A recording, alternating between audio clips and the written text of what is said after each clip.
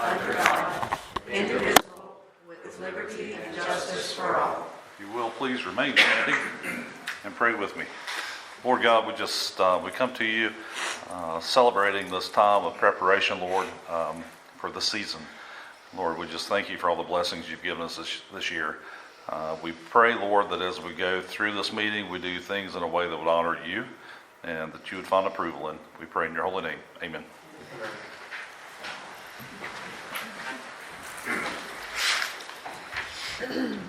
Okay, so public comment.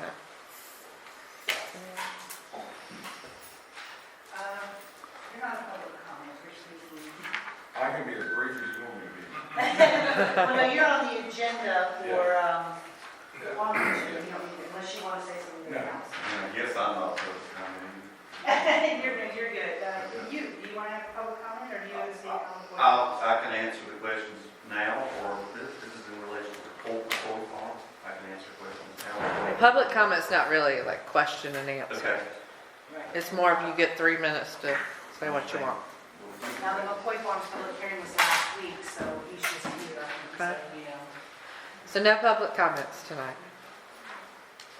Jill?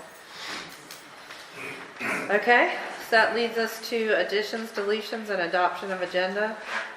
We do need to add a couple things that have came up since we published the agenda.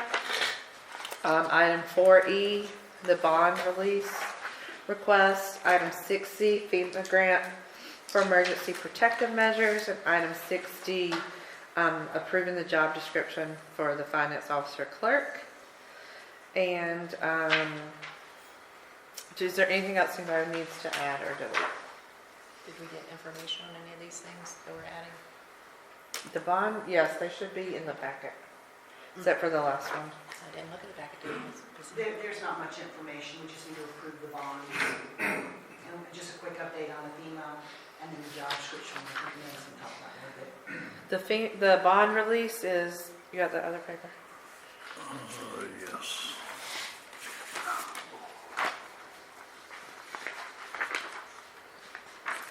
The bond release is for Cadison. We are keeping the water quality basin and the storm drainage, but we are releasing the sanitary sewer and water main bonds. At the direction of the village's engineer. But we do have those as a agenda point though, right? I mean, it's not consent, so The we add will delete- discuss these. The add delete is just letting you know that there's something new added to the agenda that we're going to be discussing. But no, do you want it pulled off of consent, David? Do you want it put under planner? Yes. So we'll make it, instead of 4E, we will make it 10E. Huh? Mhm. Oh, okay, yeah. I'm sorry, F. The planning department doesn't have any information on the Cadison bonds. So you want it under U? Yes, it's just simply, the engineer has requested releasing, and that's it. Okay. So we'll make it E, 6E. 6E, thank you. Yes, ma'am. Huh? Anything anyone else wants to add or delete? Or change or update? So I guess we need two motions. One motion for item 3, the adoption of the agenda, and then a separate motion Or with the consent? edit for the consent agenda. No, we're just going to a motion to Adopt the agenda as additions. amended? Yeah, just adopt that one, and Okay. then move on to the next item. All right, so motion. Second? All in favor? Unanimous? And then a motion for the consent agenda. Motion to approve with changes noted. Any further discussion? All in favor? All right. I would just ask that if we're going to add things at the last minute, I mean, I don't have time sometimes to look at things right before the meeting, because I tend to look at the stuff when it first comes out. And so then to have things on the agenda that I haven't had a chance to review or have any information in front of me for, I'm not very comfortable with making decisions on those. Just to put that out there. If I may, council member, there are no decisions except for the job description finance officer that the mayor wanted to talk about. The other two are just simply business items. There's just one's for your information, and the other is just simply a recommendation that we get from time to time on but even though we are voting on the things, and we just need to be able to understand the details. Otherwise, why are we here? All right, I agree. Even if it's for information only, I think we need that prior to the time of the meeting. Yes, we can ask questions. Well, sometimes they come in late and they just can't. well, we'll try to, Then at that point, we push it off to next month. Exactly. Yeah. Yeah, I mean, Okay. and I think that expecting me to look at something right before a meeting to be prepared for it's unrealistic. okay. So, anyway, thank you. All right, so we are gonna invite up Mr. Van Harrell, the tax administrator, to talk a little bit about the 2025 reappraisal process. Yes. Yes, it's on, and there's a pointer, and then it's a change your slide, it's supposed to, no, it's a way off. See if you can get it together, we have it in there. Every 2 years now. You have it working at one time. There's not a sensor up here, I think you need pointed at either projector. Pointing at that, or pointing at the computer, I'm not sure. Oh, no, right, it is not.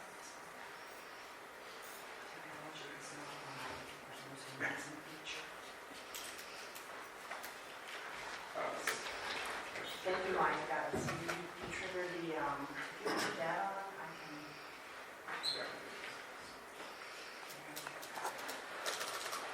And I'll leave this up here, and you should, thank you, Mike.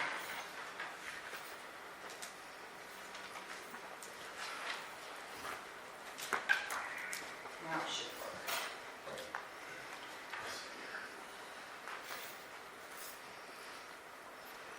Somewhere. Good evening, Mr. Mayor, Council. It's good to be here. It's been about, well, it's been exactly 4 years. Maybe not exactly to the day, but it's been a while. Because the room wasn't quite this nice the last time I was here. Seems like it's been remodeled since then. Because I think it was long tables down the wall, and this wasn't up here. We had to, Were you here during COVID when we had yes, it was in stuff set up a 2020. little bit different? Yeah, It was in 2020. that was what it was. It was a Yeah, little bit we used it different. 4 years ago. To your point about public comments being 3 minutes, I told Town Stallings when I was there, I could keep it 3 minutes. There was a whole wager going on the board, on the dais as to how long it was going to last, because there were only 3 people there. But we're here, we want to cover this, make sure everybody's clear what's going on, and kind of talk about some things moving forward. Yeah, two of these 3 people are here tonight. I'm going to send my team. Michael Thompson is our Deputy Tax Administrator over everything related to real estate appraisal and assessment. Brad Helms is the interim, probably soon to be, unless he does something off-color in the next 2 weeks, soon to be full-time appraisal and revaluation manager. So they're here with you tonight to help answer questions as well, if something comes up. So this is about the 2025 reappraisal. We do this every 4 years. We're going to get into all that timeline and everything as we move forward. Here's kind of our guidance principles, rules, and policies related to the process. We do this, first and foremost, to be fair and equitable. And that's to make sure every taxpayer is treated the same. Values may not be the same, obviously, because everybody lives in different properties, different areas of the county. But the way we go about our job in handling interaction with taxpayers, everybody is treated the same. And make sure they're valued appropriately. We have to be in compliance with North Carolina general statutes. And this 4-year cycle is what the Board of County Commissioners adopted back in 2021, following that reappraisal cycle. And then we have to be in compliance with our industry standards as dictated by the Department of Revenue and the IAAO, which is the International Association of Assessing Officers. So what is a reappraisal and why are we doing it? It's simply a systematic review of all real property in the county. It's different than fee appraisal because we have 8 people cover 113,000 parcels. So we look at things in groups and neighborhoods.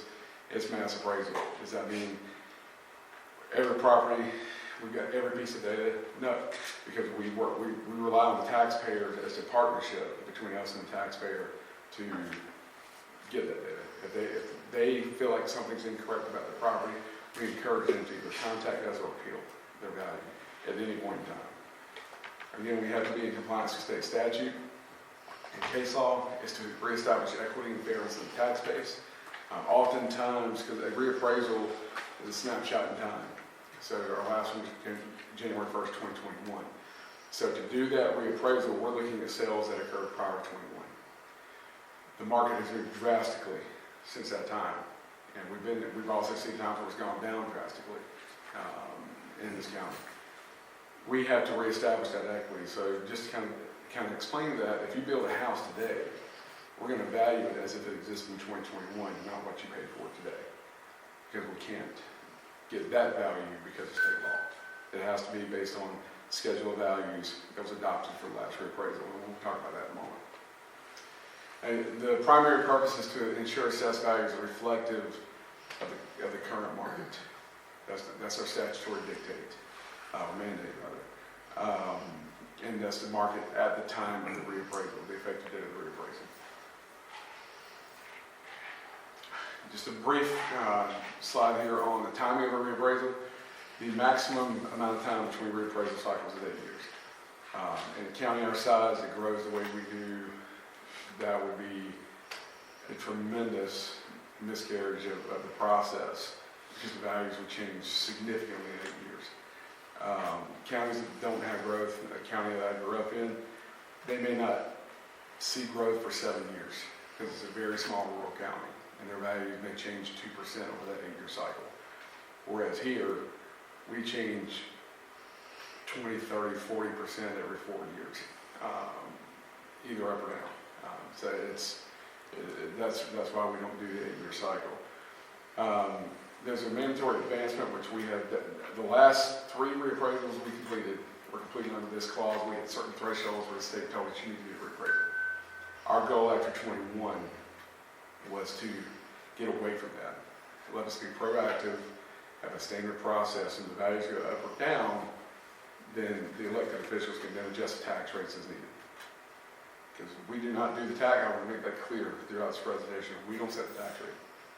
For the town, or the village, you set it. For the county commissioner set it. That's not my job. I don't want that job. So could the cycle ever be less than 4 years? It could be.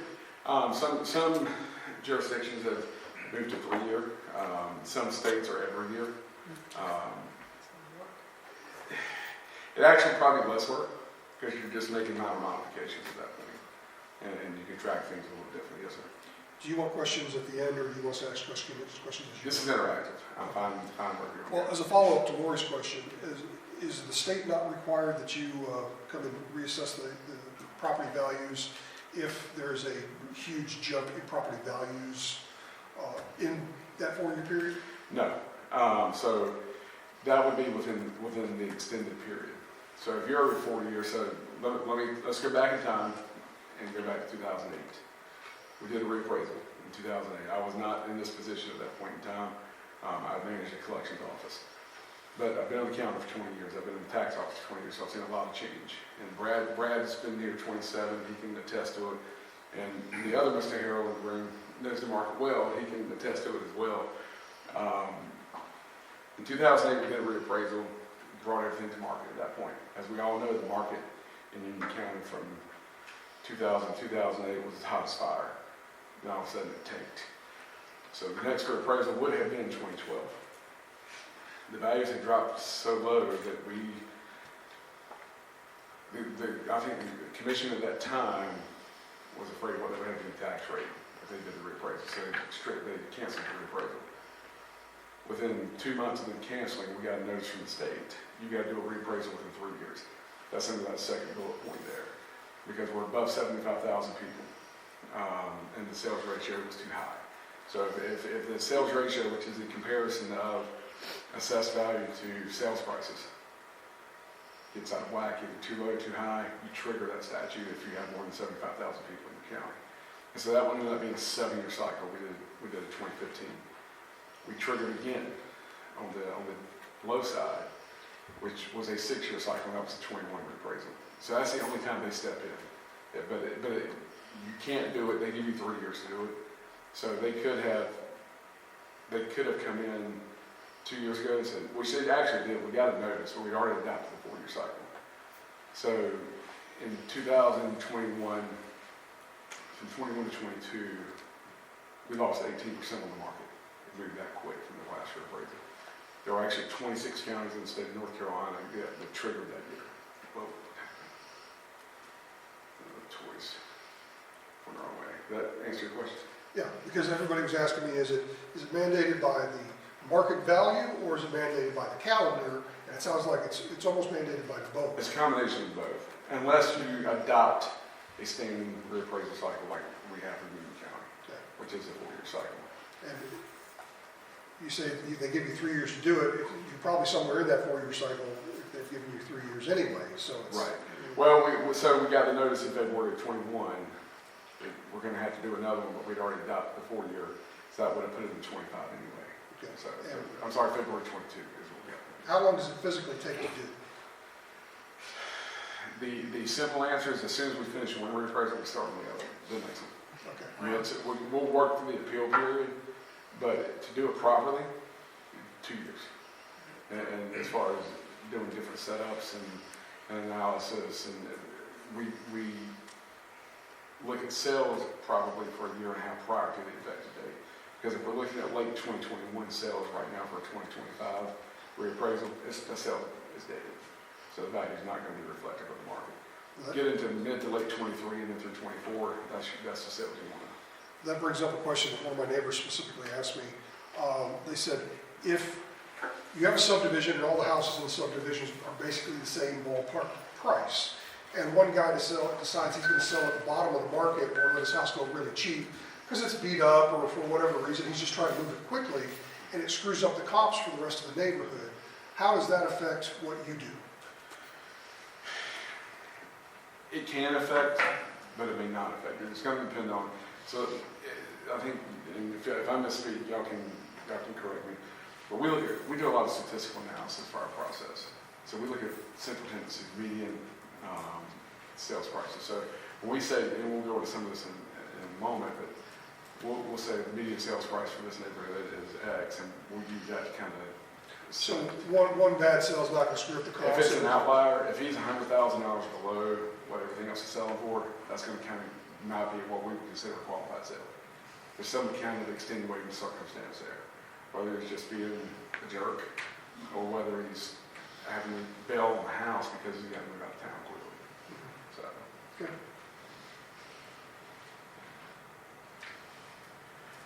So what is our timeline? We have to submit a reappraisal plan to the Department of Revenue. That was done in January 23. October, a lot of this we've already passed. October 2024, we presented the schedule of values to the Board of County Commissioners. October, it was first meeting in November, they had a public hearing. And then on November 18th, they actually adopted that schedule of values for us to begin finalizing our work. We're already doing it. Schedule of values kind of tells them, here's the components and procedures and policies that will follow for this process. The effective date is January 1st, 2025. We will do reappraisal update presentations. We'll come back in the spring early and meet with you all again to kind of tell you what things look like for the village from a real estate standpoint. We plan to mail notices to property owners late February, early March 2025. The deadline for appeals will be the end of May.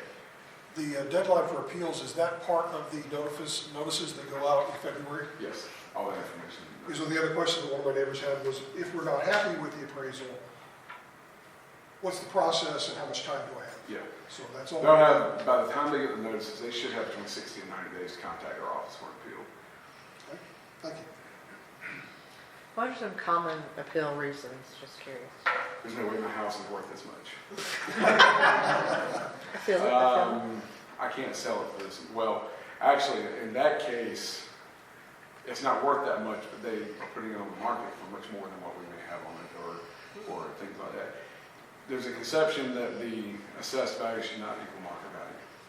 And for 99% of that 4-year cycle, you're exactly right. The assessed value is not going to equal your market value unless the market just stops.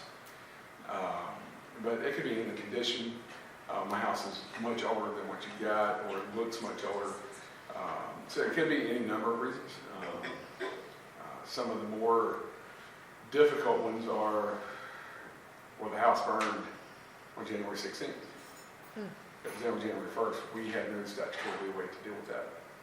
So, I mean, so there's any myriad of reasons people come in. We've seen from, what's the craziest one you've seen, Brett? I don't really know. You see all kinds of crazy stuff, but to Van's point, you know, the most pertinent reason to appeal would be if you felt like the true market value as of January 1st of 2025 is not reflective of the value we have. That's going to be the biggest thing. And people will say, well, I didn't pay this much. Well, when did you buy your house? 30 years ago. Exactly. And one of the other things that came up just recently when I was talking with my local state farm rep, he was telling me I said, what happens if my house burns down? You're only going to give me X number of dollars, but if I sell the house, I'm going to get a lot more than that. They said, well, if the house burns down, you still own the land. So that's where the variation is different, which I didn't understand until I talked to him. Have you ever had anybody come in and say my appraisal should be higher? Yes, we have, because they're trying to get it financed or refinanced, and we've got a different number than what their appraiser may have. Interesting. And I mean, especially this far away from a reappraisal, we'll have somebody that may buy a house and pay $600,000 or $700,000 for it. And right now, we may have that between $300,000 and $400,000. And like, my value's too low. Here's what my insurance company's telling me, or what my mortgage company's telling me. Well, your mortgage company should be relying on Independent appraisals. So it goes both ways. It goes both ways. It's not common, but it does happen. Schedule values, already spoke on that as far as the timeline on that. Just to kind of take, again, to kind of highlight what that is. We have to adopt a new book every reappraisal cycle. This year we have 2 schedule values, one for agricultural properties, one for residential, industrial, commercial properties. And so that, the ag is set by the state, we just administer it, and then the other one's adopted by our local board every 4 years. It establishes, again, the rates and procedures in effect for the whole reappraisal cycle, using data from qualified sales that have occurred and construction cost indexes. Again, like I said earlier, the intent is to capture the value of the current real estate market. It's retrospective in nature, not predictive. We're not saying your value is going to be here. We're saying your value has gone to here from here. And that's the whole point of the process. Next few slides, we're going to look at some countywide actual market sales data. And I've also got municipality data broken down in there as well. Just kind of show you some differences between 2021 and now. When we did our last reappraisal, the sales ratio, again, that's the sales price compared to assessed value. Our sales ratio is 99.86%. You want to be below 100%. You don't want to be above. And so it's about as close as you can get to being on market. Our current median sales ratio, this was as of July, it's actually slipped a little since then. In some areas, gone up in some areas. As of July, we were at 65%. Meaning we're roughly 60% under market. I know it doesn't indicate 60%, but to get it back to 100%, it's going to take more than that 35% difference there to get it there. Median selling price, January 1st, 2023 through July 5th, 2024, and this is countywide, for a single-family home is $450,000. In 2021, at the end of the reappraisal, comparatively speaking, that median assessed value based on sales at that time was $293,000. That shows you what, again, it's just a snapshot, one indicator of what the market has done since that time. Sales volume between 2021 and July of this year, we had 30,000 property transactions in the county. Of those, we determined that 23,000 of those were valid. And what that means is it had market exposure time, willing buyer, willing seller, their compulsion to sell. There's typical real estate qualifications there. Whereas you're not selling to a family member, or you're not under duress, you're not going bankrupt if you sell the property, that kind of thing. How do we do our job? We break the county up into appraisal neighborhoods because every real estate is about 3 things: location, location, location.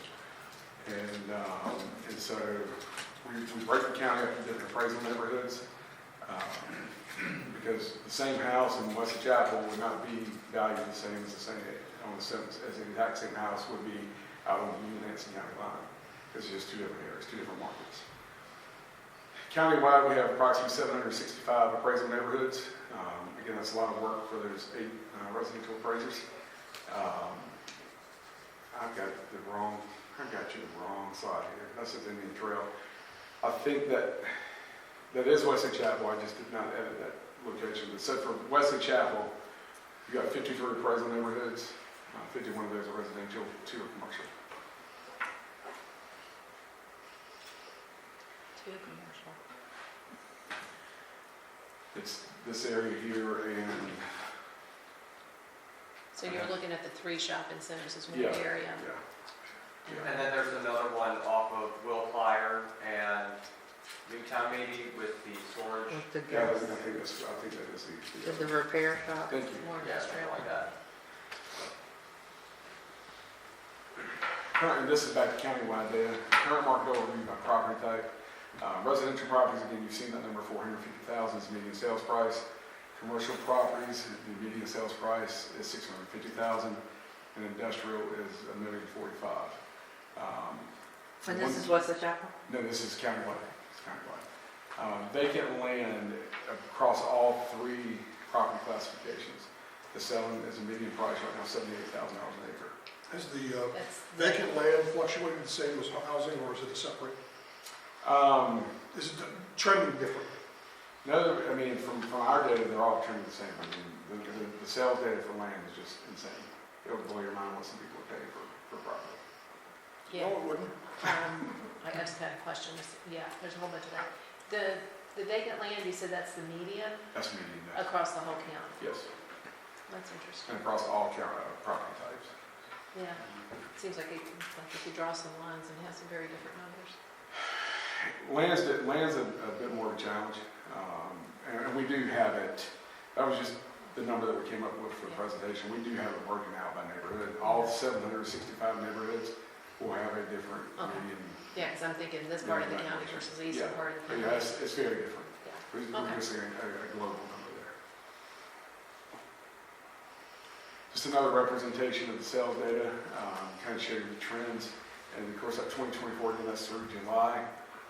So volume has declined some over the last 3 years, but the prices have not from the data that's coming into our office.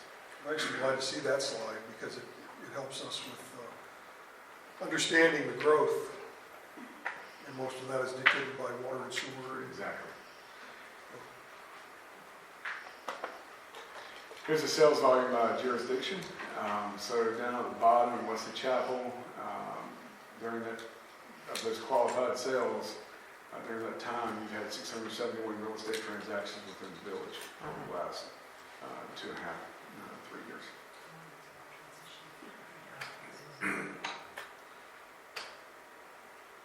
Median sales price for Wesley Chapel, $655,000, which is quite a bit. I don't have the 21 number handy, but it is quite a bit higher than what it was then. Just for comparison, these are the 2 drivers, I won't say 2 drivers, but the 2 biggest jumps in the county. When you see the median sales price there is $1.275 million. At the end of the reappraisal, their median sales value last time was $573,000. So that tells you how much just that market by itself is moving. Marvin jumped a bit, but they were closer to 700,000 at that time. But still, to have a median sales price of 1.3 million in that neighborhood is very eye-opening.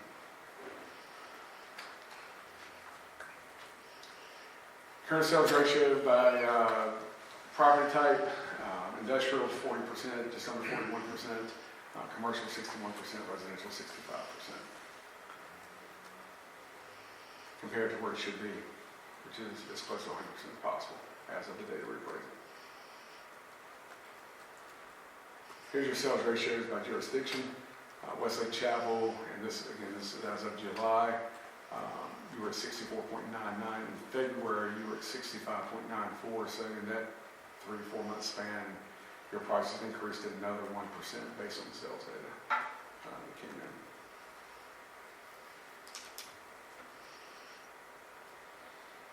Here's just a snapshot going back to the last year appraisal for countywide tax base.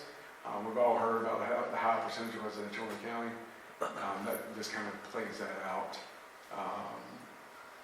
from the standpoint of, yeah, we're still hanging around that 90% residential from a real estate standpoint.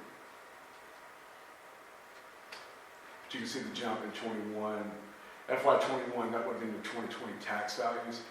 FY22 would have been your 2021 tax value. So that's the reval year. You can see where the values went from the previous cycle to there. We'll have that same snapshot here from next spring when we come back. What's contributing to this market? Well, we all know we're a bedroom community for Charlotte. The whole Charlotte region's like this. Cabarrus County did their reappraisal this year. I think they have roughly a 70% increase countywide in their valuation. Gaston County 2 years ago, I think it was last year, had close to an 80% increase. We're not in that ballpark yet. We have neighborhoods that may be in those ranges, but countywide, right now we're still hovering between 50 and 60. Is what we're projecting. It may end up trending a little higher once we finish with all our neighborhoods, but that's where we're thinking right now. Supply and demand will continue to be an issue in Union County, much to what you mentioned earlier, infrastructure issues and challenges that we have there that we need to County. Also, there was a presentation about a year ago, well, maybe 2 years ago, that we sat through that talked about the fact that as our kids graduate from high school and college, they can't afford to live here. Yeah. They're having to go outside of Union County to buy their first home because there's not a lot of affordable houses for the starter houses. We're starting to see some elevations out of the county pop up a little more, and definitely within Monroe, because they've got the infrastructure. But even those prices, sales prices even in Monroe are higher than I ever thought I would see them. It's haven't been here for 20 years. I didn't see that. The real problem is when government employees don't make enough to live in the jurisdiction in which they work. It's true. So how are we getting the word out? And much like what we're doing tonight, as many public meetings as we can do.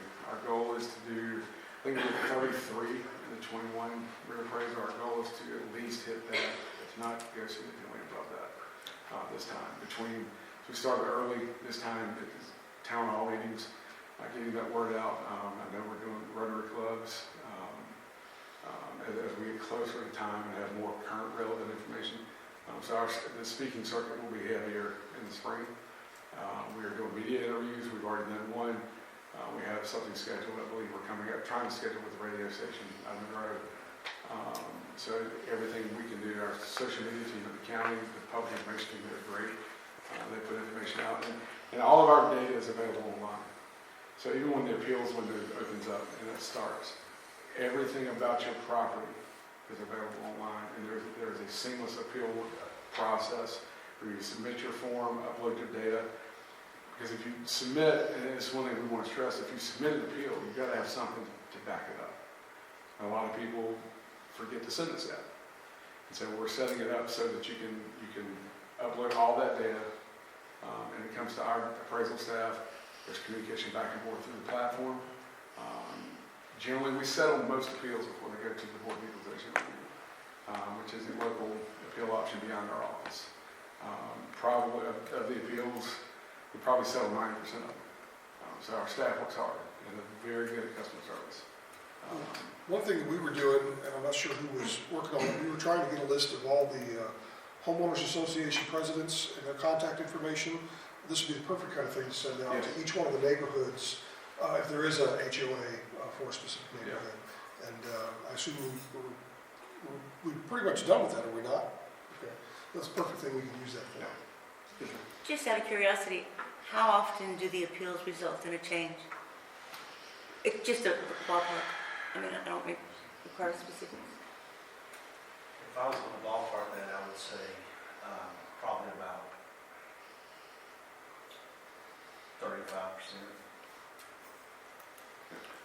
Because a lot of times the process is an education opportunity. You get the person that's lived in their house for 20 years, appeal, there's no way my property's worth this much. I'm not selling it, it's not for sale, so you can't put this value on the property. And we just have to walk them through the process and show them the data. Here's why we have to do this. Here's the sales data that shows the values in your neighborhood. And most of the time, after that process, they're good. It's communication. That's what it comes down to. And you'll have some that don't buy it, or they're not being given full disclosure to us as to the true reason for the appeal. Because we'll have people that show up, they don't want to settle, so we'll schedule them for a hearing. They'll show up at the board, and they'll have a whole bunch of data they never showed us, which makes the board mad. And so they say, well, we're tabling this until the tax office can review the data. Now, the information you ask people to bring, would that be pretty much like an independent appraisal? That's the best thing you can bring. Because if you come to us with the appraisal, and there's a difference in it, now if it's less than 1%, we may not change that internally. The board may. But if there's a big difference, we'll go back and look at that fee appraisal, and we'll see where we need to, because the board's going to default to a fee appraisal. Just by nature. And I haven't had appraisal done in a while. What's a typical appraisal for a residential property? Is it Gosh, under $1,000? I built a house last year, I think the appraisal cost was $750, something like that.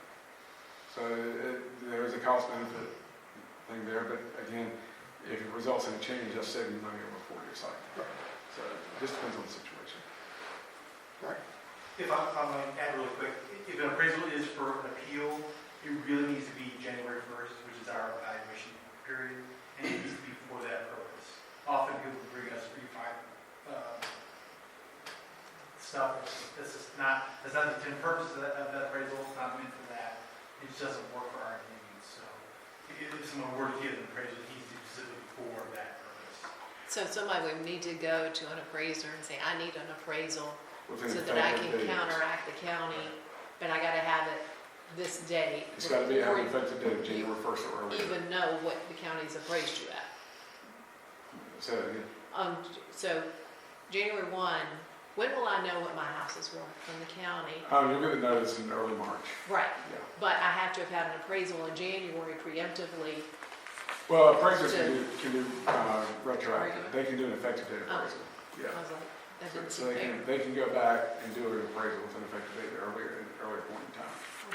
But if you fail to ask for that, and you come to us with an appraisal, say that we got hearings stacked up, and we don't hear your case until June, but you got an appraisal done May 5th, and it's done as of May 5th, Yeah, we can't take an appraisal. gotcha.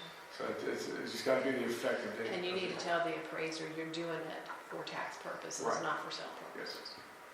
We're not trying to beat you up, we're just, Oh, no, these are the kind of questions that we get. I'd rather be asked politicians. questions than stand up here and hear myself. Yeah, no, but these are the questions that our residents are gonna ask us, and if we don't have the answers, then they gotta pick up the phone and No, call you. not a problem at all. And we can say that you were very great as far as being able to immediately answer any and all of our questions and concerns. So clearly, it's a well thought out and documented process. All right, thank you. Talking about tax relief here, that's something that we get a lot of questions about. And then I'm going to ask you to do something as a board and on the next slide. So our biggest tax relief program outside of the present use value program, which is a farm deferment program, is the elderly and disabled exclusion. That excludes 50% of the taxable value of the property or $25,000, whichever is greater, on a house and up to 1 acre of land. There are requirements. It has to be in your name. You have to be a resident of North Carolina. You have to be living in the property. And you have to be at least 65 years of age or totally permanently disabled. The kicker here is the income limit. If you make more than $37,900 for 2025, well, in 2025, if you made more than $37,900 during 2024, you will not qualify. That is household income. So if you and your spouse are both on Social Security, and you both had average jobs, decent jobs, whatever you want to say, your Social Security is going to be above that. And so you may not qualify for the property. That's a rub for this area because that number is very low. So Is we've it been working. indexed against anything? I'm sorry. Is it indexed against anything? Department of Revenue sets it, and it's based on, there's a statutory formula, and I think, if I recall, because we don't get involved in it, they look at the base year, I think it was 2011 in the statute, whatever Social Security income limits were that year, and it's indexed to the raises that they get every year. That's it. And so it's not grown, the limit threshold has not grown very much over the last 20 years. It's just going by whatever the COLA Yeah. increases were for social security payments. So what we've been trying to do up on the legislative committee for our two state associations, we've been proposing changes for 2 years, trying to get this fixed. And they keep saying that what we're proposing is not constitutional in North Carolina, but we think it is. We believe it is. They just don't want to see it that way because they've already made changes similar to this for other areas of the statute.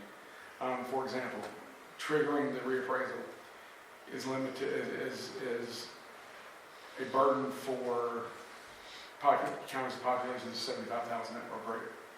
If I've got Anson County, let's use that for example, they'll never trigger a reappraisal because their population is that low.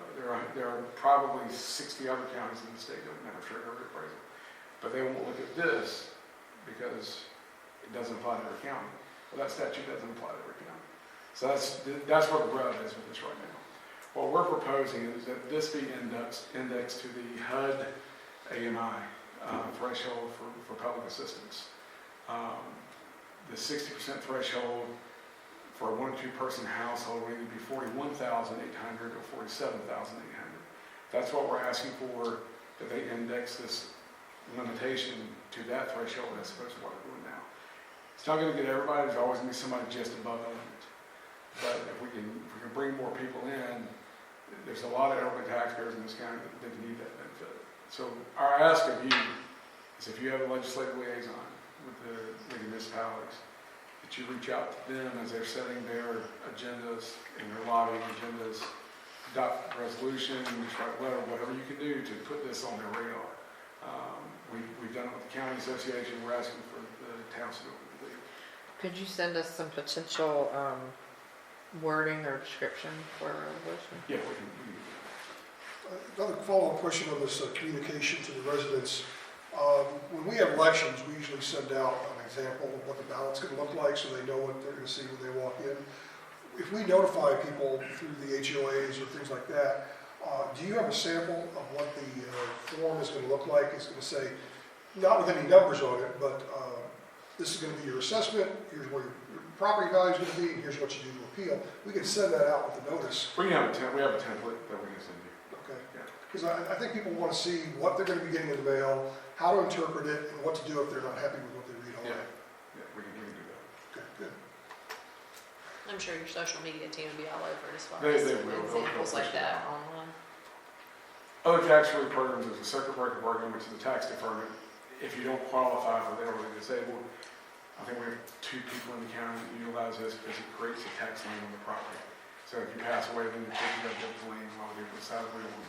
So, disabled veterans, the current exclusion for that is $45,000. You do have to be 100% declared 100% disabled by the VA to qualify for that. I mentioned present use value earlier, and all of these come with ownership and use requirements that must be met to qualify. So the person has to be 100% disabled rather than 50% or Yes, 60%? For the veterans, yes. Any more questions? My husband was 60%. Yeah, no, I was just sitting here wondering how the 45 compares to typical disabled veteran pay compared to social security payments for elderly. That's all. What that pain blunt was. Well, that's not an income limit. That's the amount of value that gets taken off the property. Just taken off. Yeah, Reduced. if you're Reduced on- value. Yes. Gotcha. I And we actually have a few of those in here in Western Chapel. I've spoken to the property owners.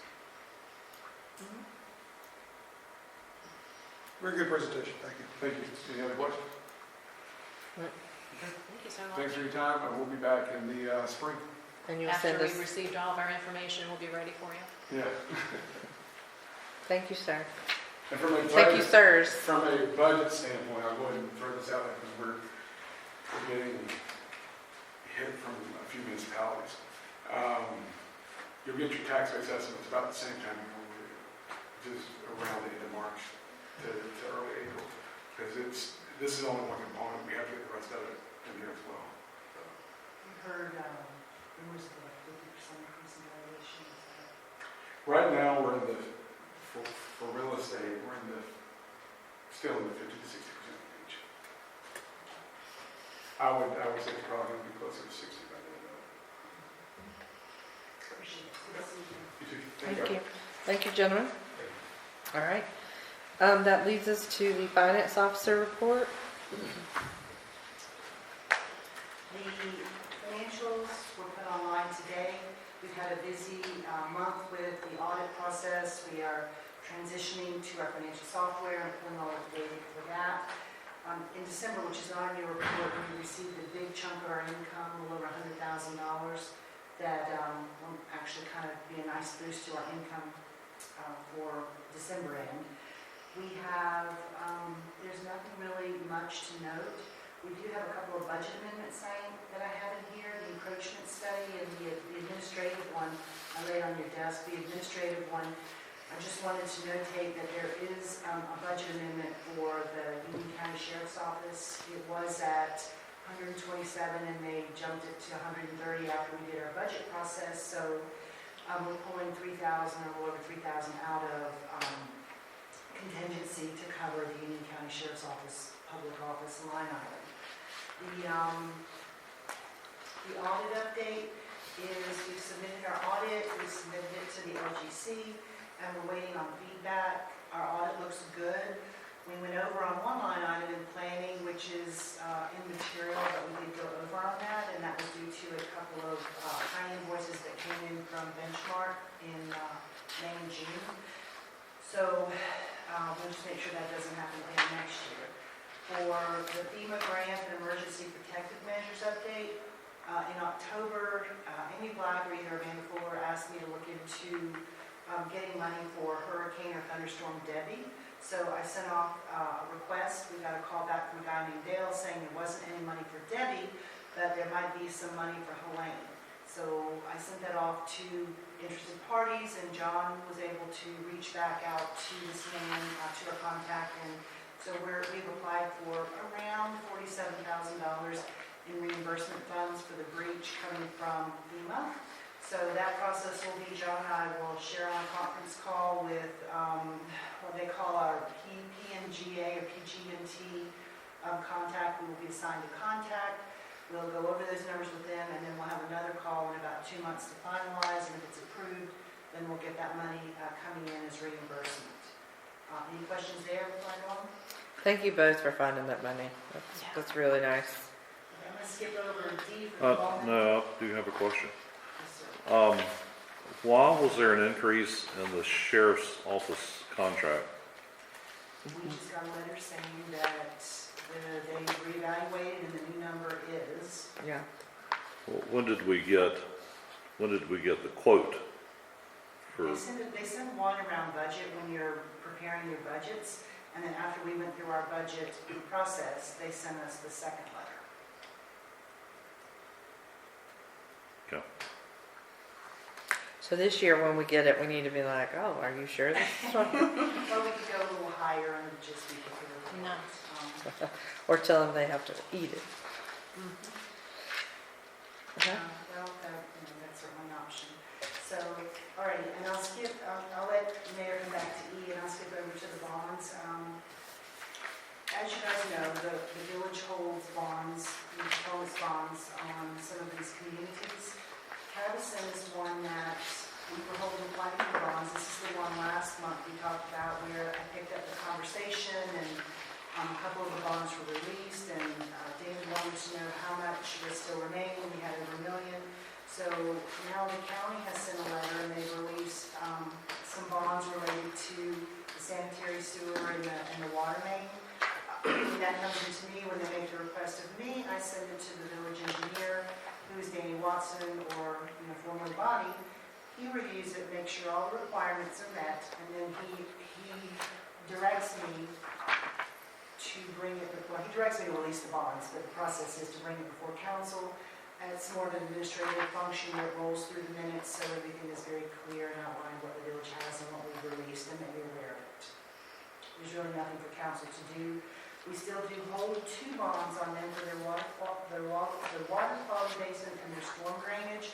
Cavison, TJ Corick is, I don't know what his association is, but he must be with the developer. So in his correspondence, he's saying that they can't get they're being pecan, and I'm engineer, so I'm doing the best I can here, but they're not able to get somebody to do something with their being pecan so that they can get their service agreement with it, so that it can pass inspection by the engineers. It'll be 9 months, 8 or 9 months, he can't get anybody to do it. So we're monitoring that, Danny's monitoring it, and we're just waiting for him to, Danny has asked him for the paperwork that it's in process, maybe that they've been engaged, and then once he's satisfied, he'll direct me again to release the bonds, and he directs me to release the bonds. Everything I do is a process, so my process is to bring it to you for formal release. But there's nothing that we do or for you to evaluate. It's the engineer who reviews for the requirements. Why would the engineer direct us to release them before they have the as-built plans? The county sent us a letter releasing them from whatever obligations they had for the 2 that we're releasing. Now, Danny Watson is the one that, if he were here, he might could answer these questions. This is the common process that I'm familiar with in government. I think for us, and I raised this last month, is typically it was something that the planner would bring to us and could explain those differences and questions about when we were raised to talk about bonds or release bonds. Because kind of to David's point of like, if there's still something outstanding, it feels a little odd. I mean, we've had some trouble in the past with some of the subdivisions and bonds. And I can clarify it with Danny. Well, the planner can clarify it with the engineer. Vaughn, when he was here, told Amy and I that any engineering issues that we had, anything to do with stormwater basins, DEP ponds, that that went through the engineer, that he did not do that, he did planning and zoning. And I think Vaughn was instrumental in giving you guys a lot of information, but that just simply wasn't his territory. He did say he was not a stormwater engineer. We should look Right. directly toward. So we are I'm not Lavella. debating, I don't disagree with that. I'm just saying that in general, his level of expertise was greater than ours, that there were things he could read of that he could explain. It was not necessarily an engineering item, that's a comment. And I think we're talking apples and oranges. If we're talking stormwater issues, Yeah, I then wasn't that's talking one thing. stormwater, that was just But one what- mention, but if it's an engineering thing about, these are what the bonds are, what do the bonds represent, I would expect that Paul would be able to explain that and tell us, it's okay for you to go ahead and approve this or not. I agree, because as a municipality, the only leverage that we have, Is this, bingo. exactly. But when Danny, who's our stormwater engineer, tells us to release them, You trust then that. we have to go with Danny, right? To me, our engineer should be saying, these can be released for these reasons. Everything has been fully met, or there was a negotiation to something different, but there should be documentation, or if everything's not fully met, there should be some documentation to say why he's saying release it Yeah. And we without can, fulfilling that. we can ask him for further documentation. We did receive the letter from the county in regard to these items, and that's why Danny told me to release them. If you flip over that email you got, I don't know if that's the whole chain or not. No, it just is from Danny, but it does say, Kathy, can you release the water and sewer bonds? TJ, we look forward to receiving the as-bid plans and calculations for the stormwater system, which is the 2 that we are keeping. But again, without seeing this information before we're discussing it, it's a little harder to be prepared, because I have nothing to look at. We're okay to release what dollar value? Sanitary sewer is, we're only releasing 1. Well, No, wait, we're releasing it's 2. only- Sanitary sewer is 226,000 and water main is 146,000. we're keeping 225,000 and 518,000. For a total of 743,000.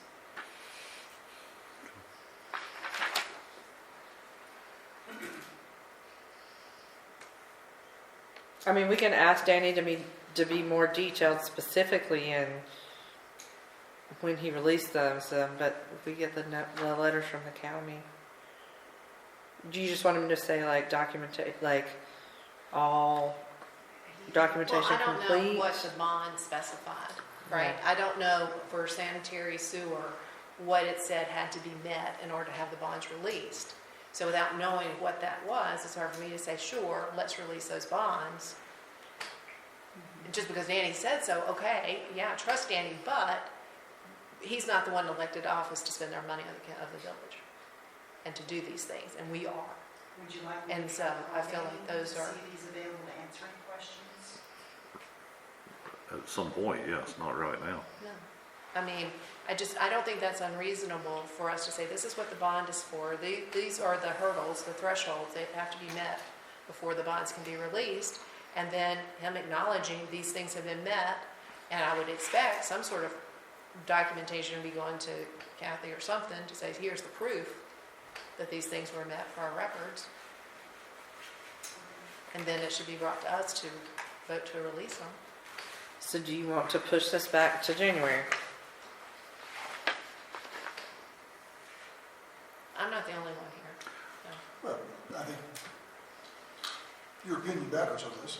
Yeah, but I mean, I just kind of like feel like it's, you know, we're taking a big leap of faith here, but I don't even know what the bonds were supposed to be about or what was met or not met. Oh, we got a letter from the county. Well, I get lots of letters from the county. I don't mean anything. Well, plus the fact that you haven't seen it. I haven't seen it. I agree with you. Okay. So do you want to push it to January? Yes. Yeah. All right. Sounds good to me. So, I will And handle I don't that. wanna- Reach out to Danny. so let me make sure I'm clear. So documentation for the threshold, Like, or checklist. what is the purpose of the bond? What's the criteria that must be met for that bond to be released? And what has been done. Right. And if that criteria is not met, why is it okay to release the bond? Was there some sort of agreement or documentation? It would seem like if there was some sort of agreement, the village would have been involved in some discussion. Okay.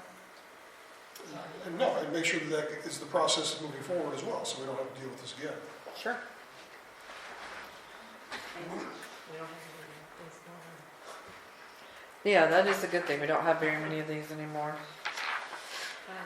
Thanks. Okay, so we will put that, we'll move that to January, and we will get that information. That leads us to items really D and 7A. And I apologize for the last minute add on this, but as you know, Kathy was hired to assume Cheryl's responsibility as clerk, finance officer, code enforcement officer. Kathy's done a great job of handling code enforcement, especially over the past year.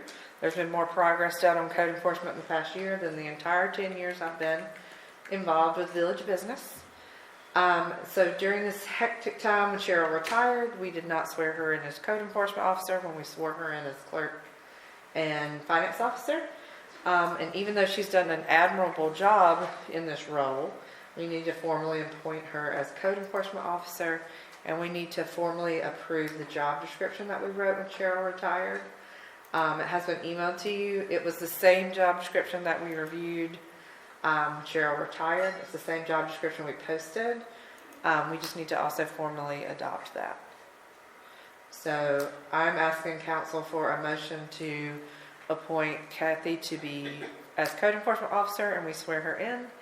And then after that, a second motion to formally approve her job description from 2022. You said appoint her, she's already, that has that position there, right? I mean, we're not just appointing her tonight. We're She's just already been doing making the it work. official. Okay. I've been doing it under. Code enforcement department. administrative, But not as a code enforcement officer, which is just.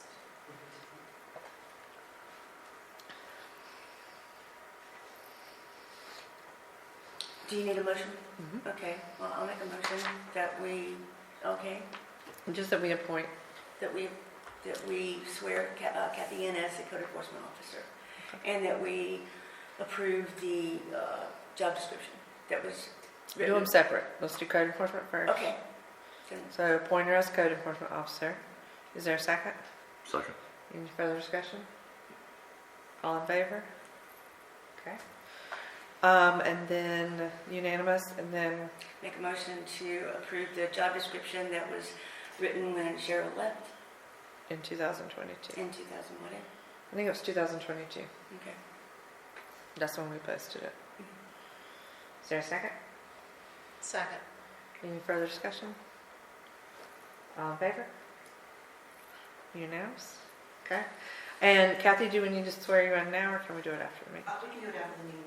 I did want one point of clarification though with, particularly with Councilmember Bailey. If you don't mind, Mayor Fuller sets these agendas, first off. The item 3 on the agenda, with us meeting once a month, anything that's substantial, you have the option to just hear it if I put it on here. If you're comfortable, you can motion it. If you're not comfortable, you can push it out a month. But sometimes, this is one of the few ways that I have that I can address all of you. And if I don't address you, like, for example, on the bonds, if I had to wait until next month just to get it on the agenda so you see it on Wednesday and on Saturday, there really wasn't any more information that I would have given you next month. But at least now this month, I know that you want more information on this particular subject, which is not something that I've experienced. And we're coming up on 10 years of government where a council wants to delve into the depth of the bonds, and that's fine, that's your prerogative. But so when I put things on here, part of it is a learning process. But if you're asking me not to add anything to the agenda until you can see it the following month on Wednesday, is that what you're asking me? Because I'm more than happy to oblige that. But this is where I can put things on to at least introduce them to you when they come up. Because there's lots of things going on. Mayor Fuller is aware of these. She approves these because this is her agenda for the meeting that she sets as your administrator over this form of government. So, and sometimes I feel like I'm not doing a really great job for you when you see these things and you think maybe I'm just throwing them on here, but these are the things that I say, hey, this has come up, I think this is important, I need to tell the council this. If you don't want to act on it, you don't have to, but I'm asking you to at least allow me to put things on here. And what I do, if you'll see like add, and then it goes under 4E, so we put it there. If you want to move it somewhere else, fine. And then down further, you'll see add. So that you're not surprised, or the public's not surprised by things that we just toss on the agenda. But with us meeting only once a month, it's a long time to hold on to something to tell you. I have to hold on to PJ Court. I don't know, who's he, right, to us? But, they've asked for this, and now we wait another month before I can introduce it to you, and then I find out that you want more detailed information that I wasn't expecting, and now we have to wait another month. So it's important that you at least hear what we put on the agenda. Some of it's just administrative. Some of it we just need to roll it through the consents and say we did. And other stuff, you need to hear about timely. Well, I think it's fun to add stuff. We just, historically, I know, especially David, he likes to get his eyes on stuff. Oh, absolutely, but if Yeah. it comes up between that Wednesday release and the Monday meeting, which sometimes it does, and that's why I like to put it here, so that you're fully aware that there's something else we're going to discuss, or that we're at least going to bring to your attention. And if you're really good with it, we move on, and it's behind us, and if you don't, we just add it to the next meeting. Well, the reason we have the council package come out ahead of time is so that we are prepared. And I do try to read it when I get it. So if I have questions, I can get them asked ahead of time. And so that I'm not at the last minute doing it, because, I do have a life to live. And like today, I was literally rushing in right at the last minute. So there's been no email or anything today. And so stormwater's a new me- thing. And me not to know anything about it. And I'm one, and Dick can vouch for this, I'm like, put everything on the consent agenda. Right? There's a lot of things I think we can put on the consent agenda that sometimes we just yap about that we don't need to. And so it's not, don't take it as a black and white thing, but when there's something, in particular like the bonds, because we had that discussion last month, and then we, kind of more, so that's different. But like the FEMA grant, we've known that. I mean, I heard that before. That's great news. Put it on the agenda so it becomes more public. But it's just like, there's a nuance to it. It's not black and white. There's a nuance to it, and definitely don't want things just stuck on without time to review the information ahead of time and be asked to vote on it. And That's just not fair to us. the items on here are not only ones on consent, because I determined that it's more an administrative from my experience, which I know now this council desires more. I'm just asking, is it okay or not? Because your mayor's the one that says it. If it's not, you need to tell her, because I do what I do, and then she facilitates this meeting, and she says, yes, I like that, or no, Kathy, take it off. So if you don't like it, then, it's your mayor and your facilitator that you need to address those specific things with. Well, we're used to having Vaughn here so Emily, get ready. We're going to ask you all the hard questions. If I'm understanding what you're saying that when you come across something that you want us to know about, whether you've got all the information or not, you want to put it there so this is come up, this is what you're going to be hearing. It sounds like, so you don't want to wait till you have all the information on something when you could just pop it up on the agenda and say, hey, this is coming up, you should know about it. Is that what you're saying? So those are typical things that we used to would just get as part of the finance officer or clerk updates. Would just be like, no, by the way, we have an audit coming up, right? I don't have anything for you now, but there's an audit coming up. Or just to set the stage of, like, there's always, to me, those are what the updates are for, is those tidbits of information to share, right? Which is different from, we need to vote on a bond release. But with that information. I think there's a difference. There's a difference in, I'm telling you, I think about Carpo, which I was just like, just the life out of me. But we're going to tell you this month, that next month we're going to tell you something, and then the next month we're going to tell you, but then the next month we're going to tell you again, and now we'll let you vote on it. And it's about a 3-month process. You do like that or you don't like that? Well, it was a long time, but there was that definite time, if there was something we're going to require a vote, that you had time to be prepared for. Well, and we know now, bond release doesn't come up that often. Right. And we don't have bonds, so we know that we will get you, I don't think we need to keep talking about it, because I want to go home and go to bed. Well, I'll be prepared. We will try to get council the information that they And want I will before say, you are voted to release them. And there Not have a been big deal. times you have told us, emailed us, hey, I need to add something to the agenda. You've given us a heads up. And it is appreciated. Well, we will. It was just a lot this time. All right, so now we're going to go to Dogwood Park. Madam Mayor, one other question. Yes, sir. From the finance officer's report. Sure. When will we have December's financial statements? They're on the website now. I just didn't get them sent out. I was busy today. They are on the website. Okay. All right. Mr. Lepke, do you want to come on up? That's for November, Councilman Voice, not December. Very quick this month. I love it. I So love it. the plants you guys approved last month been delivered. Dogwood trees have arrived, so I'll be finding a place to put them in the ground, consistent with the rest We of talked the... about that, you kind of, Yeah, where- the new ones you sold, okay. so that they've arrived and the replacement of the dead one. Planning schedule is going to depend on the weather because the second item is winterization. As you know, we had a cold snap coming up, low 20s, mid 20s. Didn't want the systems to freeze, so I called the irrigation guy, had the system winterized, so I don't have water available at the park now. And since we had a freeze here in the past, I also had the irrigation guy winterize the town hall irrigation system, so we don't have that damage from ice again. John, with the town hall, does he disassemble the valve out front? Yes.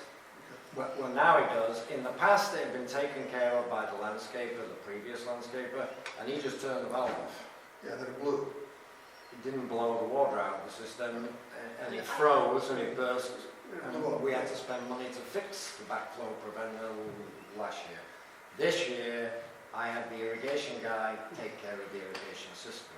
So that's now been blown out. One item related to that winterization is there was a concern raised about the water consumption the past few months. I checked the meters, they were not spinning because it's turned off, so you wouldn't expect it to. But I thought maybe the consumption was from the system feeding the town hall. That meter's not spinning either, so there's no leak there. So I then went and looked at the settings on the irrigation controller, how many minutes we have, the number of zones, the flow. Hypothetically, we should be using about, when the system is running, 28,800 gallons is the calculated use in a typical 30-day period. We're actually using an average of 30,000 gallons, so to me, the calculated and the actual use are right there. So to me, that says we haven't got any leaks. Within Right. 10%. It's 104, yeah. So it's within, Margin there. so I don't think we have any leaks. When we run the irrigation system here, we're going to use about 30,000 gallons a month. And that's why the grass looks so nice. If you remember in the summer,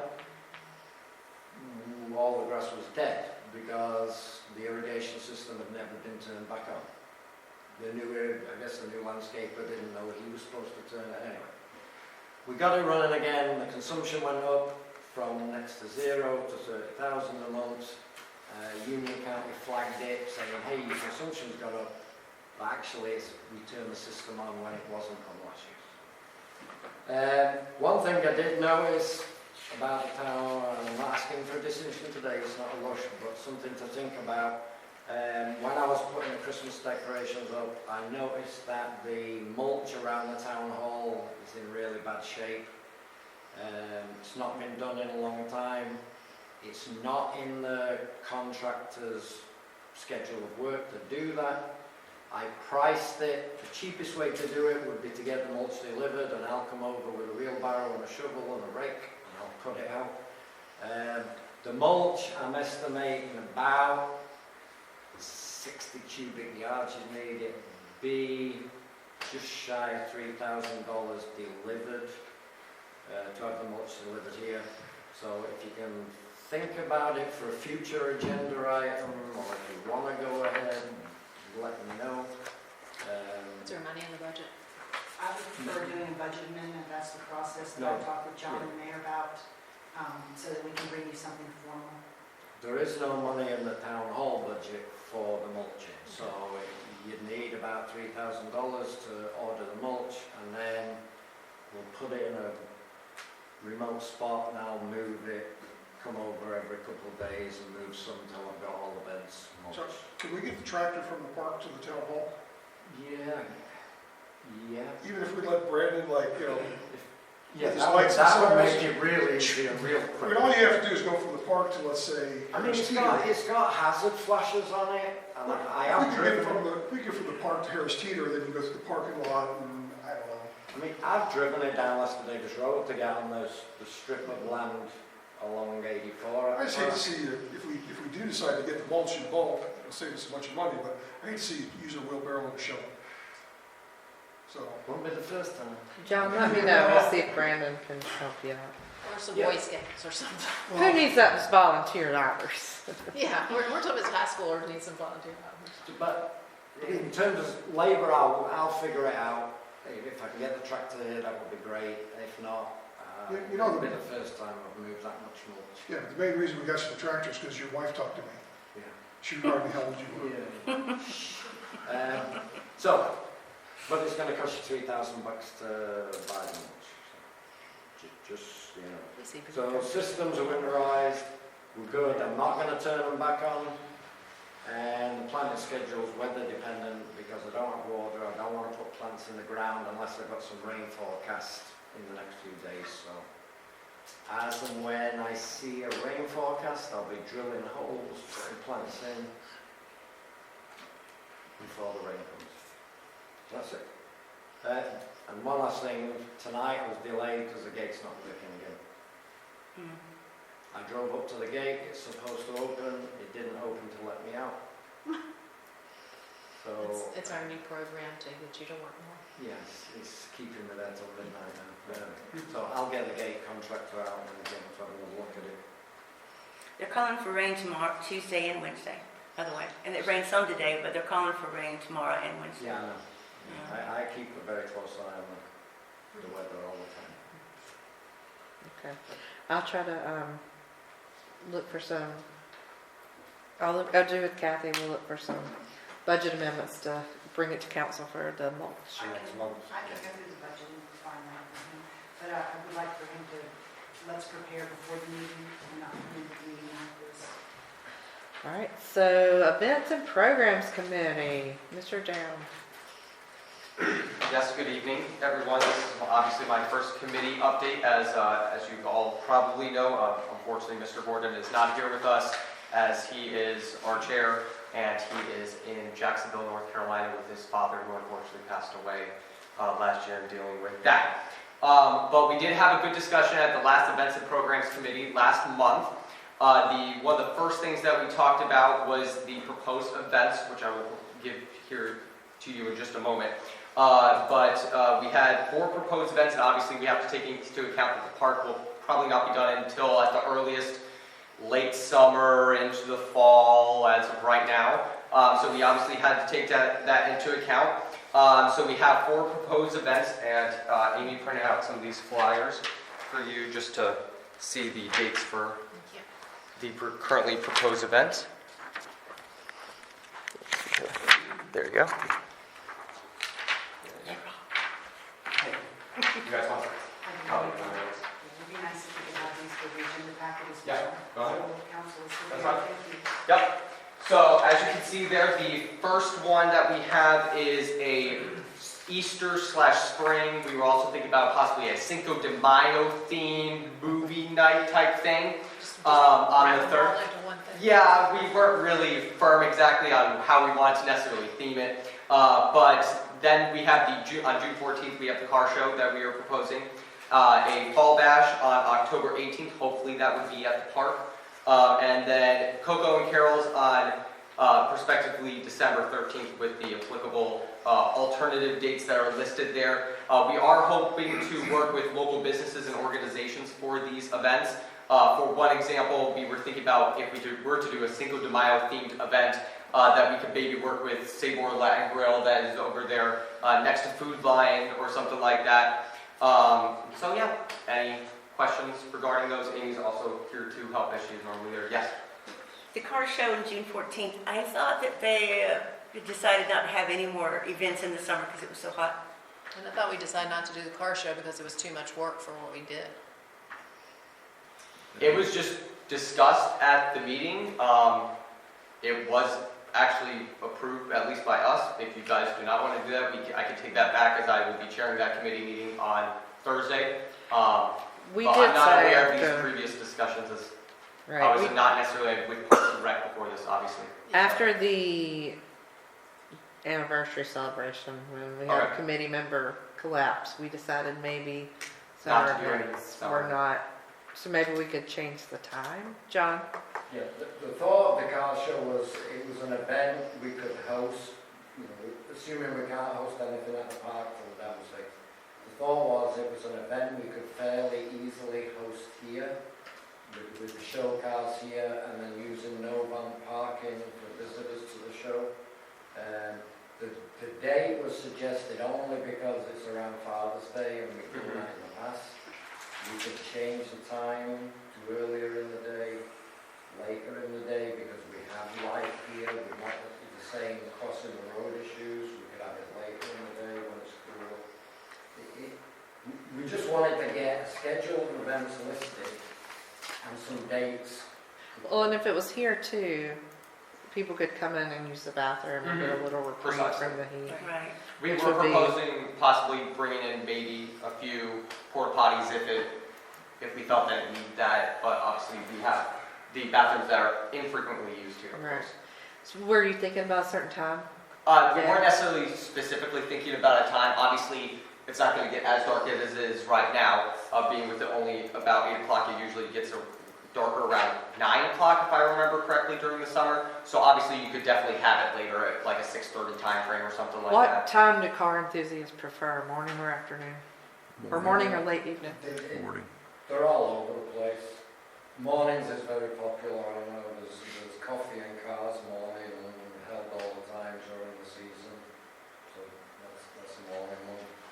Then I can bring that back to the committee. But if it's gonna happen at the park with no reprieve from the heat, I would Yeah, prefer no, it we were here. definitely thinking about doing it here for sure. Yeah. We So, weren't thinking anything at the park until the fall. Okay, and so they There's all only that time to fix the dam.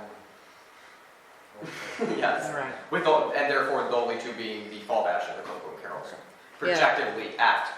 So- But we were also talking about possibly working with some of the local churches if that was to happen and not work out at the park. So if you'll just communicate to the committee that after a program volunteer collapsed in the heat last summer, we think that maybe events at the park during those hot summer months are probably not. But here in the morning when people could come in and have a little break Yeah. would be Yeah. acceptable. But in February, it was raised in the report that there would be no car show in 2024, and I believe the comment was made about the work involved in running it and everything else. So that's why I was surprised about a car show being on the. Was that Beth saying she didn't want to do it anymore? No, Beth has not said she doesn't want to do it. Nobody's approached Beth. I suggested that Beth would probably be willing to do it again. Okay. I think having it here answers a lot of those questions about the heat and stuff. They can come in here and get a break and, you know, I think No, that's, my comment about the car show was like, pretty much in February, it sounded like, no, I'm not doing a car show because of the work involved. I do want to congratulate the committee and everything for taking us seriously about looking for other locations Mhm. to, Thank you. so that you could continue to do that. And was February when that happened, was that still under Parks and Rec? Because now we have the new committee with Yeah. a little bit more different energy and vibes, so. I was just asking, I was just wanting to know, like, fundamentally what changed, that now it's like, oh, no, it's a good idea, that's all. Probably mostly the thoughts by the people and who obviously lead therefore by who's on the committee. So, one of the other things that we talked about was we talked about better ways to connect with the community. Obviously, we brought the communication portion with the Parks and Rec portion, obviously with the merging of the two committees. So we discussed different outlets to reach other people with, which I discussed with a little bit with the mayor already. But we discussed two top outlets to possibly add to our arsenal, being Twitter, also known as X, and Instagram. Obviously, this would be in addition to Facebook that we currently have. And I, along with other members of the committee, felt that Facebook is in general, more towards older people and more the suburban bomb type person in our community, with Twitter generally reaching those that are younger and middle-aged, especially more specifically men. And then it's also a place where municipalities and government bodies post updates as well. And then finally, Instagram as a platform more towards the younger and middle-aged woman demographics. And using these three platforms will help us inform the community better by getting out our message better to the different demographics. Additionally, if we have similar posts on all these platforms, that will be easy, especially on your web browser, to just copy and paste from one tab to one tab to one tab on the different platforms, especially if they're almost all the same. Therefore, we are asking the council to approve a creation of a village Twitter account possibly, and then I know that in communications with the mayor that we currently have a village Instagram, which we did look up while during the meeting. I guess we have like 20-some followers or so on there, and just a better clarification of who has the login for that and whatnot. So, And it would be staff posting. okay, yes, so exactly. Twitter?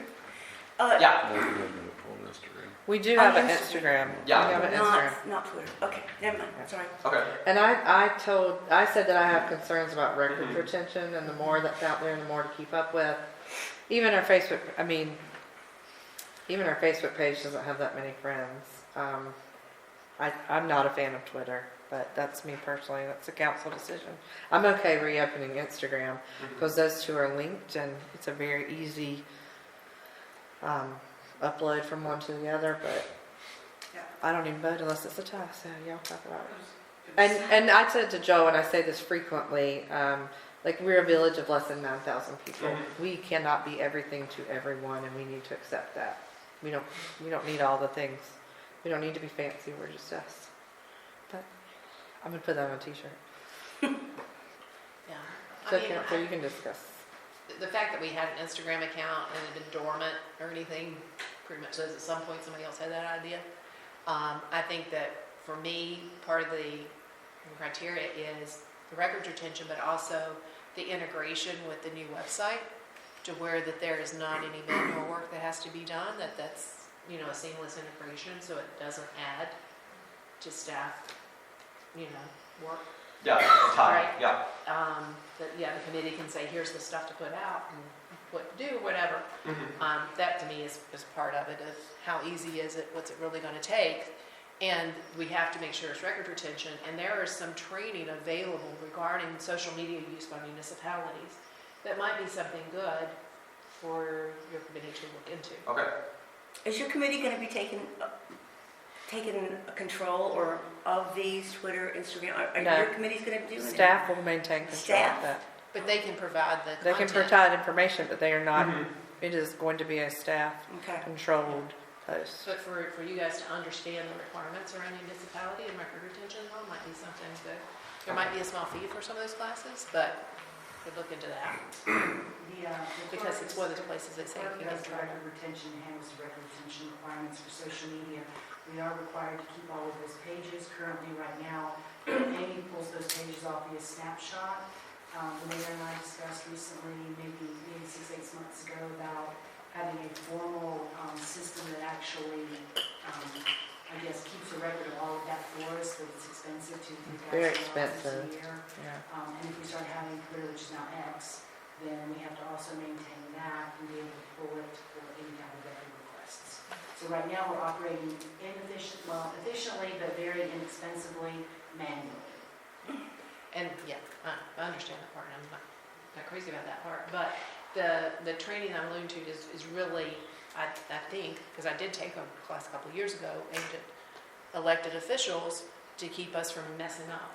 Okay. We're posting stuff, so I think. Does this that's come nice. from like the Union County, I mean, not the No, Union the, County, the school UNC School of Government? Okay, got it. And to help you with understanding the appropriate right of content. Because, you know, things that you might think, oh, this is a great way to do, might not be quite appropriate. And so just Yeah. education, that's all. And to be clear, that's not a village expense for them to take those classes, or would you like to incorporate that into? I don't even know if there is an expense, I don't even know if there's a cost. I'll work on some research. The and NCLM figure it out. and the School of Government do have social media classes or programs. Yeah, and some things are free and some things have a cost. I mean, I don't know. I'll have to look into that and Thank you. I'll let the committee know, because obviously we're meeting on Thursday due to the holiday at the end of the month, of course.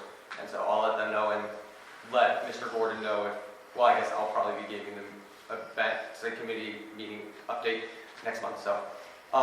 Moving on to Hold on, the, do you want council to vote or motion on it a sounds like the decision? council is against it. Is that the, Well, it's just me. You can ask these four. Are we talking about Twitter and Instagram? What are we talking about? Support. Yes, they are more requesting. specifically Twitter, when it comes to a motion from you guys, since it's not already currently open, I guess I would be looking to see where I would be able to find the login for, I guess that would be staff looking for the login for Twitter, Instagram then. So I guess that wouldn't necessarily be coming from We me. would not give that to you. Yeah, exactly. Amy? There, if I may too, I think John had suggested in last meeting too about actually developing a social media policy. We have a social media policy. Okay, or guidelines for it to do. We have that. We got it. together already. So you might want to review that. I guess a proposal with the new guidelines and how it will work and so on and so forth, not what's in the existing guidelines, but a new proposal for this. Yeah. So, didn't know if that's something too that we could put together to give to you and discuss later? I think the committee should definitely review the social media policy so they understand the village's stance. Mhm. So put Is that on your something you can get agenda. together by between now and Thursday? The Yeah. social media policy already No, exists. just But- create, But not the proposal that I think that, But they No, need to it's- start with the current. right, just bring the policy to the meeting. oh yeah, we could bring that to me. I'm sorry, I thought you asked me to create it by Thursday. Oh, no. No, no, no. No. Well, just for them to review. Yes.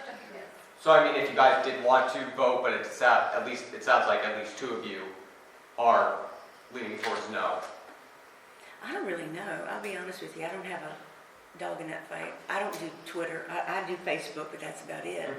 George, any input from you from a legal perspective? In terms of, I mean, you guys can make any decision you want really about you know, what type of social, I mean, following the policy you've already adopted, right? Right. I mean, unless you want to change that policy. But within that policy, you can kind of do whatever you want. So I guess that's a long way of saying no to your question. Okay, in an effort to move this along, then, I would like to make a motion that, in conjunction with the committee reviewing the already approved social media policy, and insomuch as the transfer of information between Instagram and Facebook are pretty much seamless, and insomuch as we have already a Facebook account and an Instagram account, that we stick with those two forms of social media and recommend not moving forward with Twitter. Second. Any further discussion?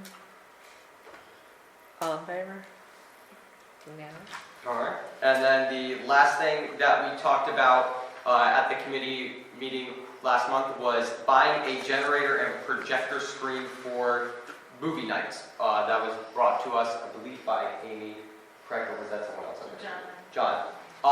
The committee decided against doing that due to the ease of using the county and other resources that we currently have for current movie nights. Although it was mentioned that we could reevaluate if circumstances were to change in the future. Additionally, it was brought up that we could possibly look to applying for grants for a generator, more specifically an electric one, due to the federal government's love for green energy programs. If that is something that you would like us to consider, John and us as the committee can look into that if you'd like, but we just voted against that due to the ability to contract that out. Our next meeting is Thursday, the 12th, obviously, and if council members or any members of the public, obviously there's not much here tonight, as I was expecting, would like to attend, that would be great. Also, for the record, I would like to thank Chris, who was on the communications committee with me. I was expecting her to be here, as she normally is here, but she will be ending her term on the committee, on the Events and Programs Committee, as she requested when that committee was formed on the 13th. So that this next Thursday will be her final committee meeting as well. So, and that's all I have. Does that leave us with an opening? It does. We currently have about 3 openings with that, 3 or 4 with that, something like that. So if anyone is looking to join. And there are no prospective applicants. We checked back in with the last couple and Okay. we're not interested. Joel, Yes, what happened to the community conversations? that has not been brought up. That's a good question. I will put that on the next agenda. Because we did Brandon, Mhm. and the next one we thought about, we were talking about doing was the fire chief, informative, informational kind of thing. So I don't know, you guys took that over, and Yep. so it's whatever you do is Mhm. great, but I didn't hear anything about it. So There that's has why I not asked. been nothing into it, and I will put that on it. We'll talk And about I it forwarded that information for the lady from the Cooperative Extension, who does programming for free for children in the parks.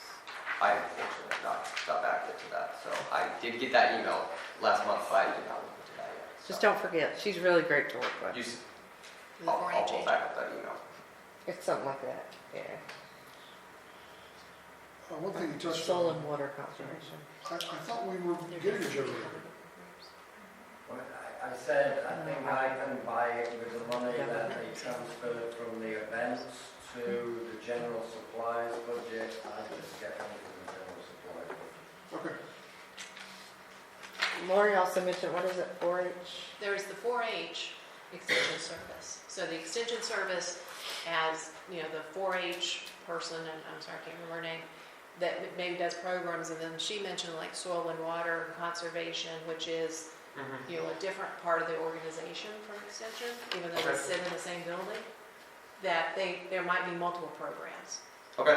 They may have separate things or different things that could look to take advantage of. Got And a really good Master Gardener program too. Yes, We have a they do. master gardener here with us tonight. That's why I know about the 4-H and the soil conservation. Y'all do great programs. Yes, this is a teaching garden. You can come out and volunteer. it. Okay, very interesting. Okay. Council, I hate to be a stick in the mud, but we're already an hour late based upon our agenda, and we've only gone through half of our items tonight. I apologize. All right. Thank you, Joel. Yes, you're We welcome. appreciate it. All right, so that brings us to the planning board update. We don't have our- He's not here. Look, David, look how fast we're going. Planning department. 55 minutes. So we did have a planning board meeting last month, and that is actually item D, the preliminary plat for McCoy Farms, which was discussed. But I'll go in order. The county stormwater study update, I don't have enough, there's unfortunately no update to give. I was part of the interview process in October. I have talked to the Department of Procurement and Contract Management for Union County, and there is no update. I checked the agenda for December, Union County.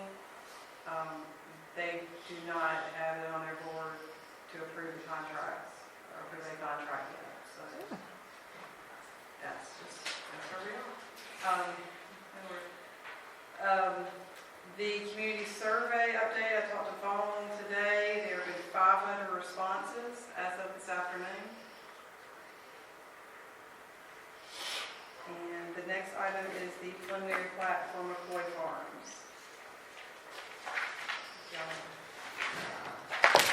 So, and I apologize for just giving, communication as to why this is going on the last night. Mills Ventures LLC is proposing a development of a 43-lot conservation subdivision. The lots range in size from 20,047 square feet to 39,008 square feet. The sketch plan for McCoy Farms was approved on July 29th, 2020. On January 11th, 2021, the Village Council approved a conditional use permit to develop a conservation subdivision. Part of that, there was also approval for the stub road. The stub road providing access to the adjoining property located between then lots 31 and 32, which would not be required. On January 11th, 2021, Village Council issued a subdivision modification to grant an exception from the maximum block length standard of village ordinance. For the preliminary plat for this development, engineering and DOT have reviewed plans that are satisfied with recommended approval for the preliminary plat. The planning board first reviewed the preliminary plat at their October meeting of this year. They tabled it with concerns about traffic. The developer came back to the board in November with revisions to the proposed entrance to the development with CDOT's approval. This change removed the road island at the entrance and left the raised median, it's a 4-inch raised median that runs along Wesley Chapel Road, so that the entrance is still going right in, right out, but without that island that was originally in the approval. It was originally in the plans. I have had the fire department look at that raised median to make sure that they would be able to provide emergency access, and they said yes. That they could over that with their trucks. So they wouldn't have to go up, around the loop and come back down. At their meeting on November 25th, the planning board voted unanimously to recommend approval of the preliminary plat. So what we're looking for council is to either to approve, conditionally approve any modifications or deny the preliminary plat.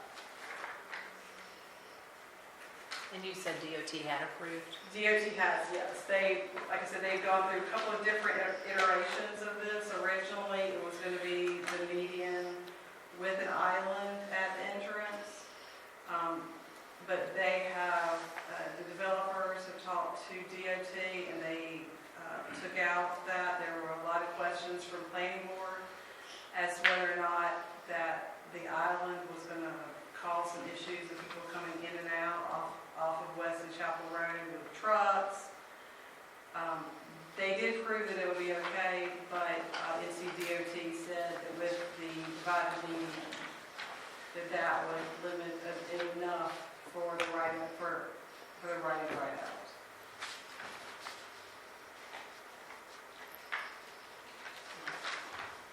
I'm surprised they allowed it so close to the intersection. That was the first thing that jumped out at me. And the developers can answer any other questions that you may have. Yes, they've been in a lot of talks with DOT. Years. Put out this.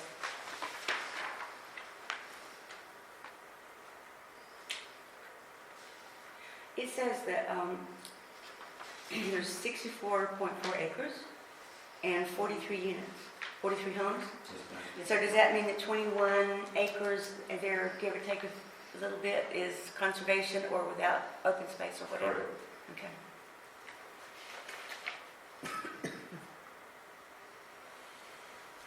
Do you know the speed limit on the road there on Potter?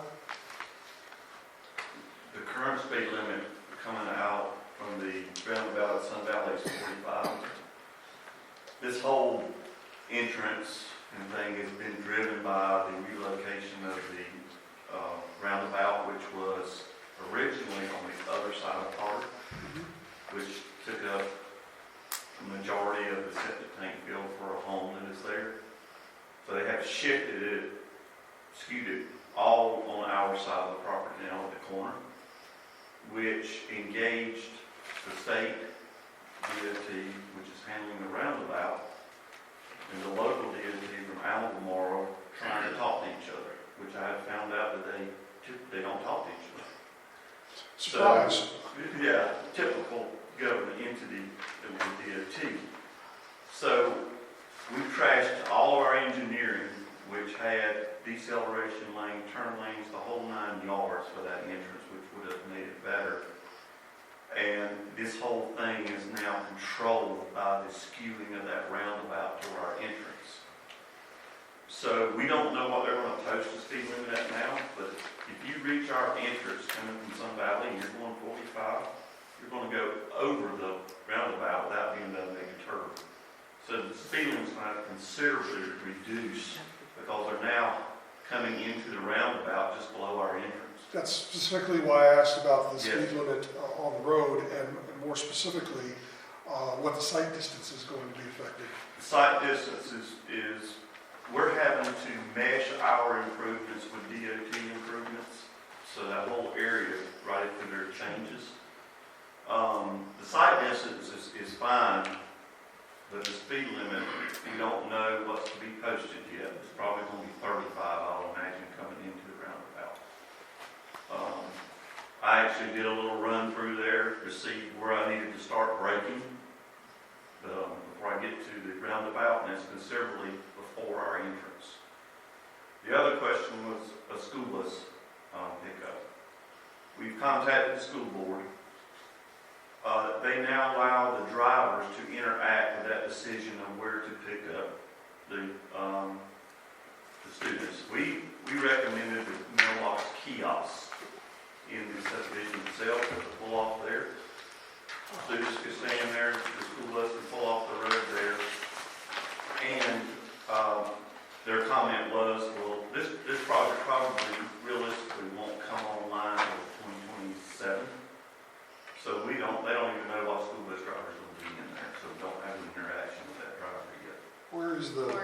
He asked. Okay, yeah. Well, I got it. It's right, when you come to the entrance, it's right there. So it gets us off Wesley. So it gets her off the road. Mhm. Yeah. But then they would have to come in, and then, is there a cul-de-sac or somewhere they'd have to Yes. turn around There's in? some cul-de-sac and come back out. So when you're coming from the gold mine roundabout, you're kind of coming around, and then there's a slight incline Correct. to, impacting sight distances, because I think they tend to go 55, but they think the lights green. The lights helped a little bit Sure. for slowing stuff down, and people have to stop further back. So that stop line, if you're coming from gold mine up to the light now, and the line they've drawn, how is that related to where the roundabout will be? Okay, so if you know the little Figure you know better. frame house there, the front porch of that frame house now goes into the right of way of the roundabout. Okay. The roundabout is actually going to be elevated. The hump will not be cut down, but the roundabout is elevated more so that the hump is not prevalent. Okay. But yes, it takes up, so they decided to take my septic tank and my well and my drain field for that house. So it's a mess. Well, we know we're paying for additional overages because it keeps getting delayed. Yeah, so we're realistically, our grading and their grading, probably always will mesh at one time. We'll be doing all of it at the same time, is what we hope for. I can't control them, but if it's not coordinated simultaneously, it won't be far off. But yeah, it is skewed into that corner a tremendous amount. Okay. And you said you no longer have a you no longer have a turn lane? I no longer have a turn lane or deceleration lane, which was per DOT's, not recommendation, but requirement, which made our entrance into a right in, right out, which marketing wise, we're okay with it. If we come right out, we just go around the roundabout and go towards some valley. The right end, it kind of screws you up. If we have to go to the gold mine roundabout and come back around. Yeah, It's not ideal. that's not ideal to the nth degree. It's not ideal, but What's that distance, any idea? not quite a quarter mile. There's not, if I'm thinking right, there's not a lot of trees on that land, so you're gonna have to plant a lot of trees, is that? A lot of Correct. street trees, we planted a lot of entrance trees. The back of the property has a pretty good sizable tree stand Okay. where it goes into the creek. Okay. But yeah, right, it's pretty much an open field, Yeah, except for the borders. right. We've saved all of that. We backed a lot, there are lots off the existing trees on the borders. And it's pretty much going through the middle of the field rather than touching any trees at all. Because it was a field. Yes. I commend you for doing a conservation subdivision. I wish everybody would do that. I like it. Yeah. A lot of people just don't want an acre lot anymore. Yeah. And by the way, these homes, the appraisers, these homes are gonna be $1 million plus to $1.3 million on a half acre lot. So that'll cut your taxes, go up, but, Well, it's so- been a bear on this one. It's been Yeah. 3 solid years of back and forth. And DOT didn't suggest your entrance be on Potter versus Wesley Chapel We Road, could have put one on Potter, but then the roundabout took it out. because it goes back that far into Potter. We could have got a second entrance onto Potter, and they trashed it. I don't really know how I'm gonna get into my corner yet. What corner? We had 3 acres there on the corner. Yes, that's true. That's what I heard you say. My corner is pretty much what they said, yeah. So Dean, the median that DOT has planned is something that a fire truck could go over to get in. If he was coming, if they were coming from Wesley Chapel School, they could go over the median and get into the neighborhood. It's a state and federal guideline, design that, yes, it's made for, all it's made for is the honest people not to cross it to go left. The same honest people, You know, yeah. but yeah, it easily, and the fire chief had a lot of requirements, I mean, a lot of questions about it, and we sent some examples of where they are going away on Chestnut Lane. They're all over. Okay.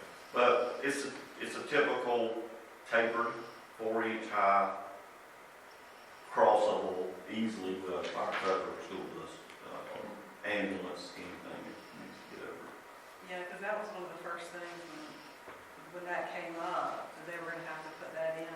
I got in touch with Union County and Fire and Leslie Chapel. You said they had a lot of discussions about it, but they said, okay. Well, you mentioned school buses. School buses won't typically do that. No, school bus not being an emergency, just if a driver gets crazy and he's late, I guess he could cross it, but, Hopefully not. more of a emergency police car or ambulance or fire truck. Because it's possible the bus will go in that subdivision across the street, in around there, come back up and the right in. Right, and that entrance, you know, the subdivision across the street, in that lower entrance, No, north of where your entrance is. Yeah, so they could loop through there. maybe. Where are we notifying the neighboring properties? We don't have to? Okay. We did that here in zoning. Right, it was when they did the conditional use permits and all, but this is not a public hearing, so we don't have to set it. And the public hearing was held when? The public hearing was held for the conditional use permits. This is not A a long public time ago. hearing. Okay, Yeah. okay. That was in 2021? Right, when the conditional use permit for 2021, actually, and then, yes, so that meeting in 2021 was when those would have been notified, signed, posted. It's taken a good 3 years. I've never experienced, not to say this is a small subdivision, I've never experienced something of this size taking 3 years to get through. It's really been incredible.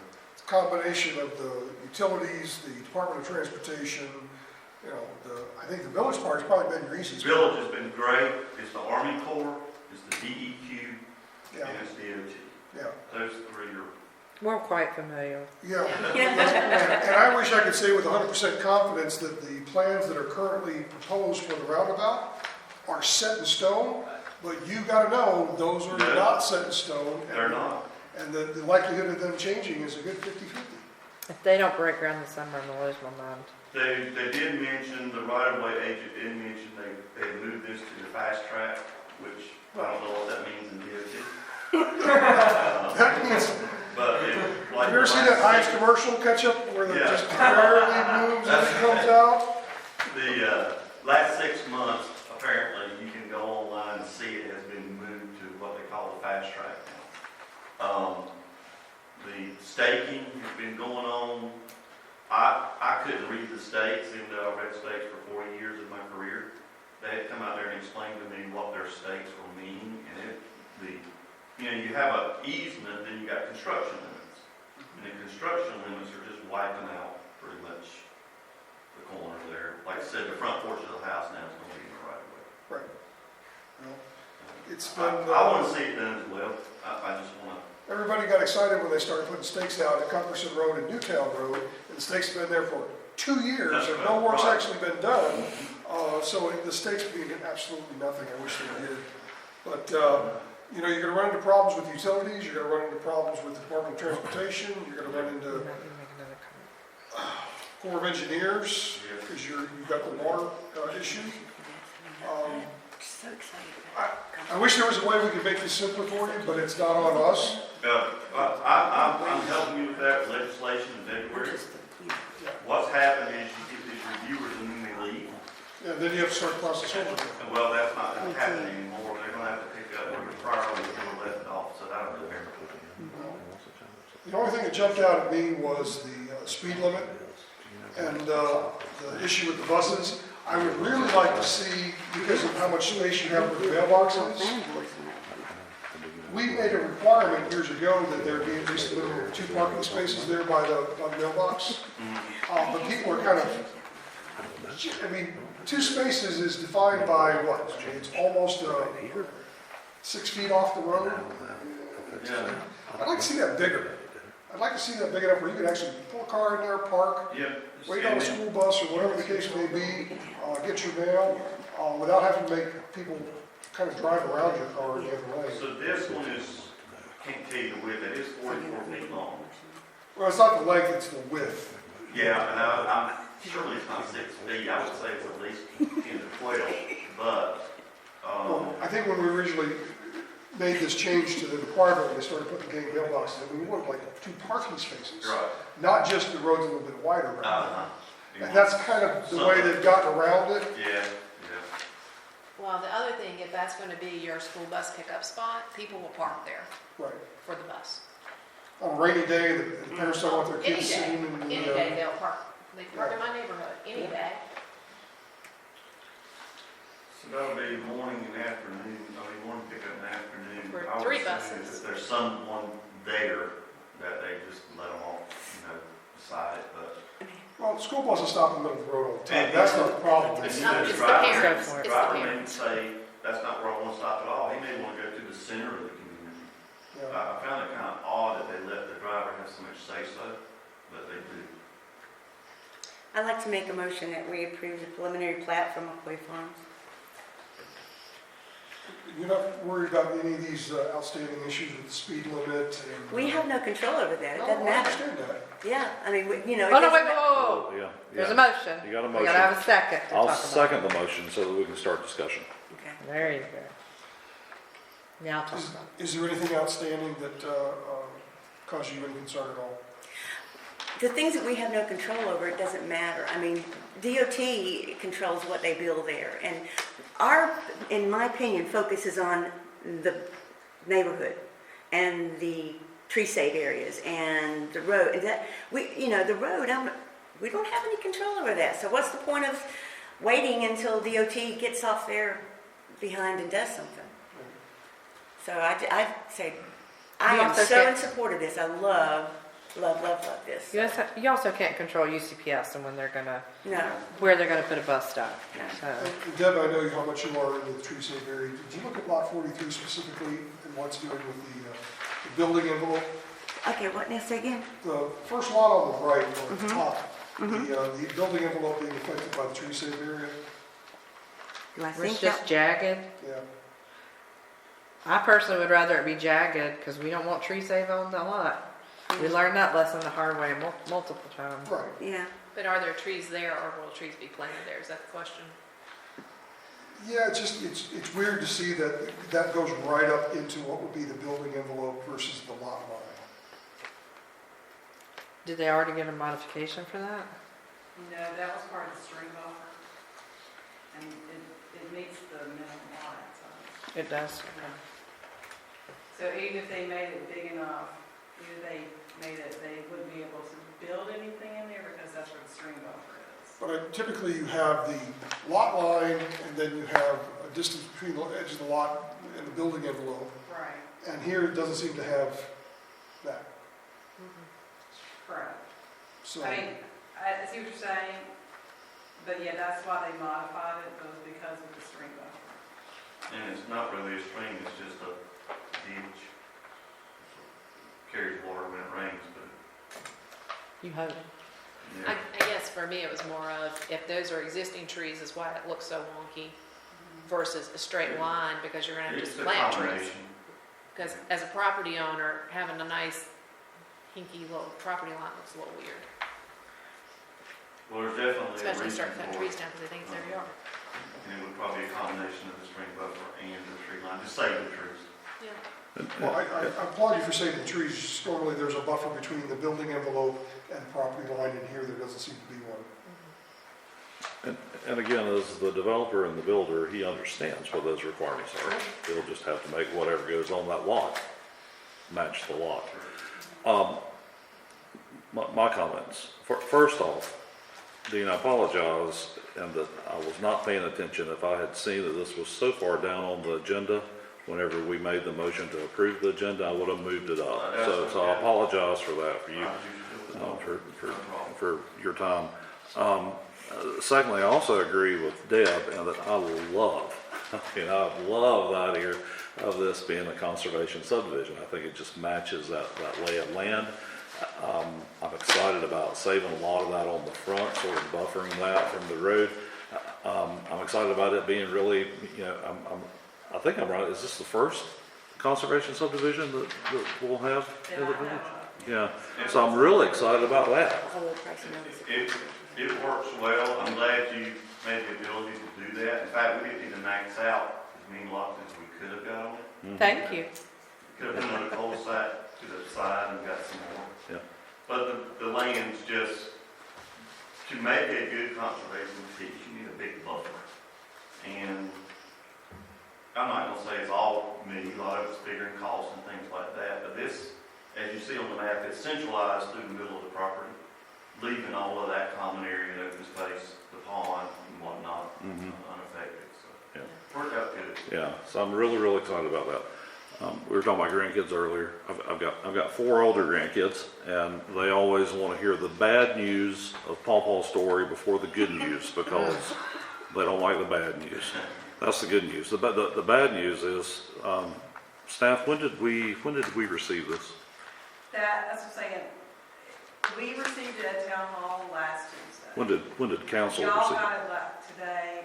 It was a complete miscommunication. I thought that the electronic one was going into the agenda. Because this wasn't in the original packet. That's what I'm saying. We were in miscommunication. I thought this was going into the electronic agenda. And then it was sent out, and I did not realize it was being sent. And while I agree with Councilwoman Bledsoe, and I really want to approve this thing for you guys tonight, there's a lot of questions that I have, and I understand that there are a lot of these that we don't have any control over. I mean, what DOT that we don't know. But in order for me to say, yes, I approve this, personally, I've got to have time to sit and look at it. I know there were some conversations about the stub road, and I know that we agreed to take that out earlier. I don't recall what those conversations were. It was approved. I'd have to go back and pull out the But minutes. again, I'm not ready to approve this tonight. That's where I'm at, Council. Well, if I'm not mistaken, I was on planning board when you first brought this to us, and I supported it then, and I support it now. He's already waited 3 years. And I just don't think we should keep kicking this down the road because it's costing him money. And the things that, I mean, I understand this is your business. This is what you do. I mean, as far as, so, I mean, I don't know if this is your business, but you know what I'm saying, construction. And I appreciate that you have questions and stuff. It's just, I just think we need to, I want to just go ahead and approve it. But. Well, I mean, we have a motion and a second, so we could call for a vote. There's also the option of not making Mr. Harrell wait till January. We could have a special meeting if we feel like that would give a little extra time, but not make him wait till after Christmas. Convene a special meeting in a week or so and give him, honor his time. We're at a pivotal point right now with financing. And to mention too, the town's engineers have reviewed it as well. But we're at a pivotal point where I can't move forward financing until I got approved now, Yeah. so. Well, I have a motion and a second. You want to comment? You want to discuss more? Okay, so there's a Sure, no motion. thoughts. I mean, again, I really like the idea. I'm really sorry, I think that you had said here for us to get to this point, but I mean, it's not his fault that it's- without me having time to sit down and really look through it, Yeah. I can't approve it, yes. Right, and I think also, it's through no fault of his, but it's also no fault of ours. And I was hearing a piece about Charlotte and the airport expansion, and how it was rush for council there to hurry up and make a decision without a lot of time. And I felt like us, right? That, sometimes these things build up and then it's like you feel rushed to get it. As I recall, an earlier plat or something we saw, there was not really conservation tree safe area in between those properties on Potter. And now, there is, except for one, and there's that clear space, and I just want to know what that is, where you got the little wonky area touching Potter, and then to the left of it, it's like cleared, but it's a SCM2 area included, so it's not really like, what's that piece for? Can you point to? This piece right here. got my glasses. Yeah, this piece right here. I just didn't figure out what that was. Well, here's Potter, and that's property. And then This is kind of open space. okay, but it's not, it's just open, it's, I mean, it wasn't. No, just wooded. Oh, okay. Yep. Not an amenities area. No, Okay. it's, I just most didn't of know. these people have their own pools and whatnot. Yeah, But yeah, really, these hash marks should have been put in here for okay. common open space. Yeah, because that's what I was wondering, because otherwise that's like the only property not buffered. And I appreciate, from a conservation and subdivision perspective, using that as the buffer against the other neighbors, existing neighbors, and not, it kind of accomplished two things. It's because you could have just said, we're just going to stick it all in one place. Yeah, And I think it's a Yeah. much nicer design. it is common. But I share Councilmember Boyce's concerns. Well, I do feel like if we, I think we need to call for a vote, but if it is postponed, we do not need to make Mr. Harrell wait. How long does it take to call a special meeting? 48 hours. 48 hours, did that give you enough time to review it?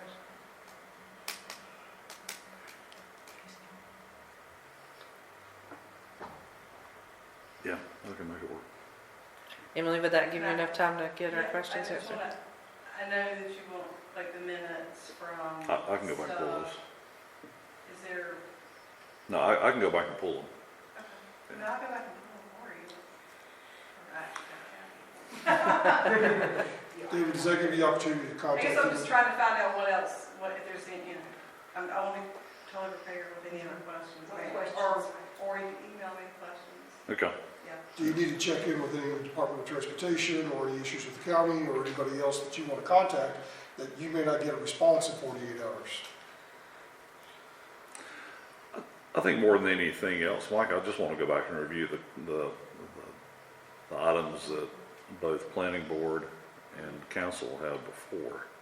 And more than anything else, just to review these. Just to look Yeah. at it Yeah, So instead of just sitting down and seeing it for the first with time. my magnifying yes. glass. All right, so let's take a vote. Mm-hmm. So all in favor? Mayor, we can rescind the vote and then hold it and table it until we have our special meeting, if you like, or. No, let's see where everybody, let's give them a fair shake. So all in favor? Opposed? And I think that David makes a very good valid point. I don't want to cause any distress more so than what the Department of Transportation and everybody else has already given them. But at the same time, I think we need to do our due diligence and All right. make an informed decision. So But So you will have- 48 hours, You let's will have schedule it. decision since we So today just is Frenchburg, right? 9 o'clock.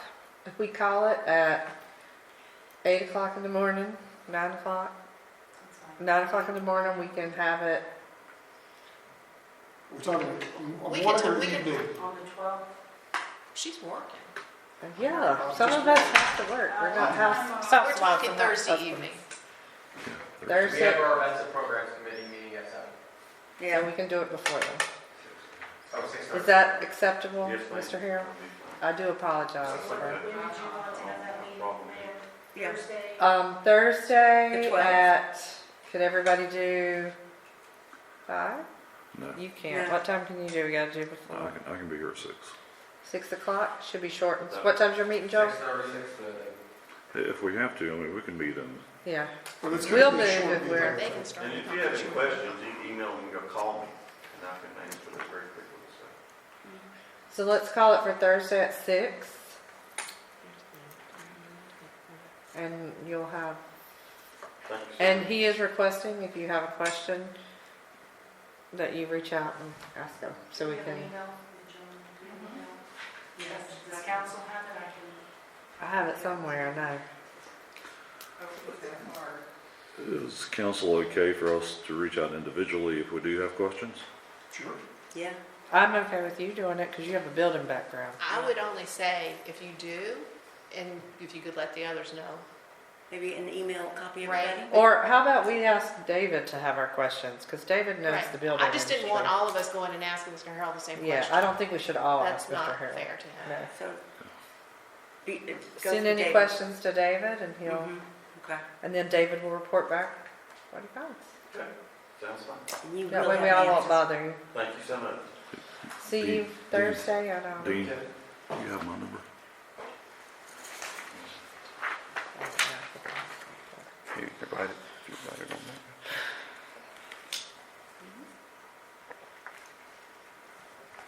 Congratulations, and it's beautiful. Well, it's gonna be nice. It's some nice architecture to these homes and bring a lot of value to the When do you town. think you would start breaking ground, Bill, first time? Probably mid summer, that time. This is just the first part of it, 3 years of working through this. Now we gotta work through financing and all of that, and bidding. Mhm. So we're ready to start that. Thank you. Thank you. Councilmember Boyce, when you respond to all of the council, would you include in after you finish your correspondence, the final results? And he will blind copy council. if you- What I would prefer to do is to send it to you and to the mayor, and then you guys distribute it. That's Thank you acceptable. very much for that. But That's mine. I was gonna say, hold on, don't get back to this. one mine. All right, we will see you Thursday at Thank you, 6 sir. PM. Thank you. And you'll be the first item on the agenda. All right, that's wonderful. Right out the dinner. And I do apologize, No worries. but it was nice to have you keep us company. Sure. That's what, thank you. All right, so that brings us to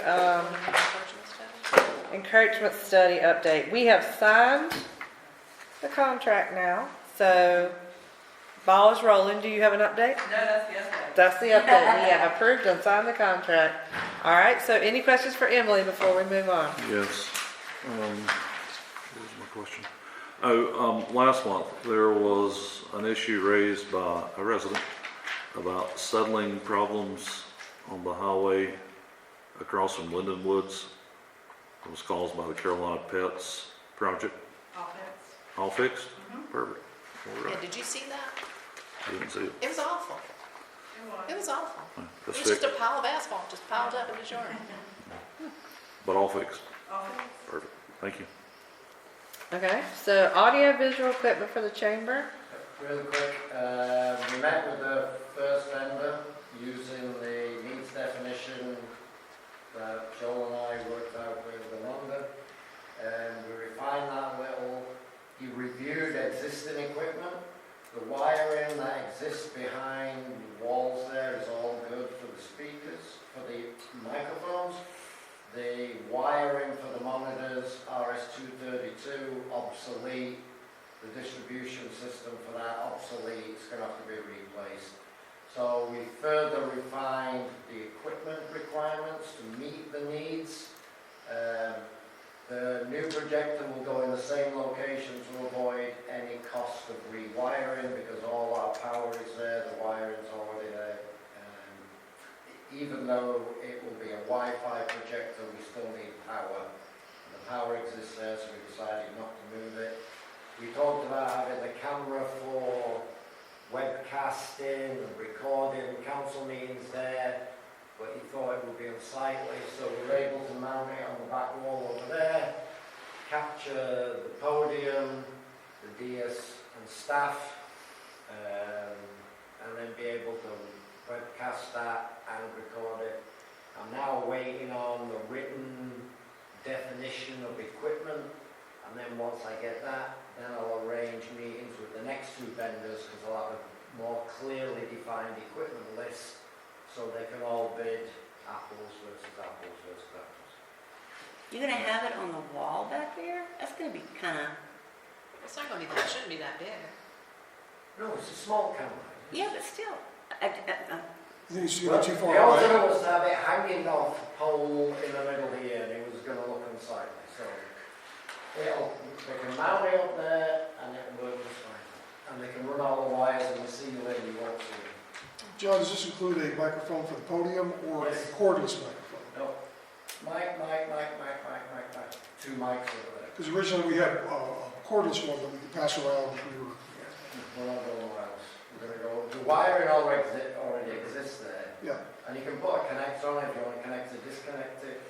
And the one thing we did discuss is whether the mics would have a light on it to indicate your mic was on in case you didn't want to have a hot mic.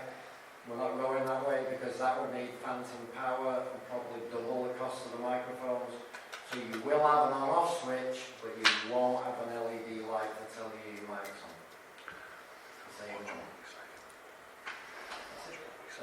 So, Thank you, Jim. you said the podium's gonna be wired for a microphone, so we're no longer able to move the podium? You can. I misunderstood. So the wiring already exists, where Mike's sat right now. Yeah. There's 2 wires running from the mixer over Right. there to there. One of them used to feed that. He can put a connector on it, and there'll be enough spare wire To where you reach. can move it around, you just have to drag the wire with you. Okay. And normally we'll sit the microphone on the side, it won't be mounted on the podium until we need it. When I talked to the gentleman before he left, he did tell me that it was gonna be under the 20,000 that they initially budgeted, somewhere roughly about 15 or somewhere around there, so. We're using what existing equipment we can. We're not buying, we're not replacing stuff that already works. Just use it. Thank you, gentlemen. I really do appreciate that. All right, so 8:14. Oh, we like infrastructure development updates. Commercial center. Now, Emily, you jump in. Development update. We are still working with Aston on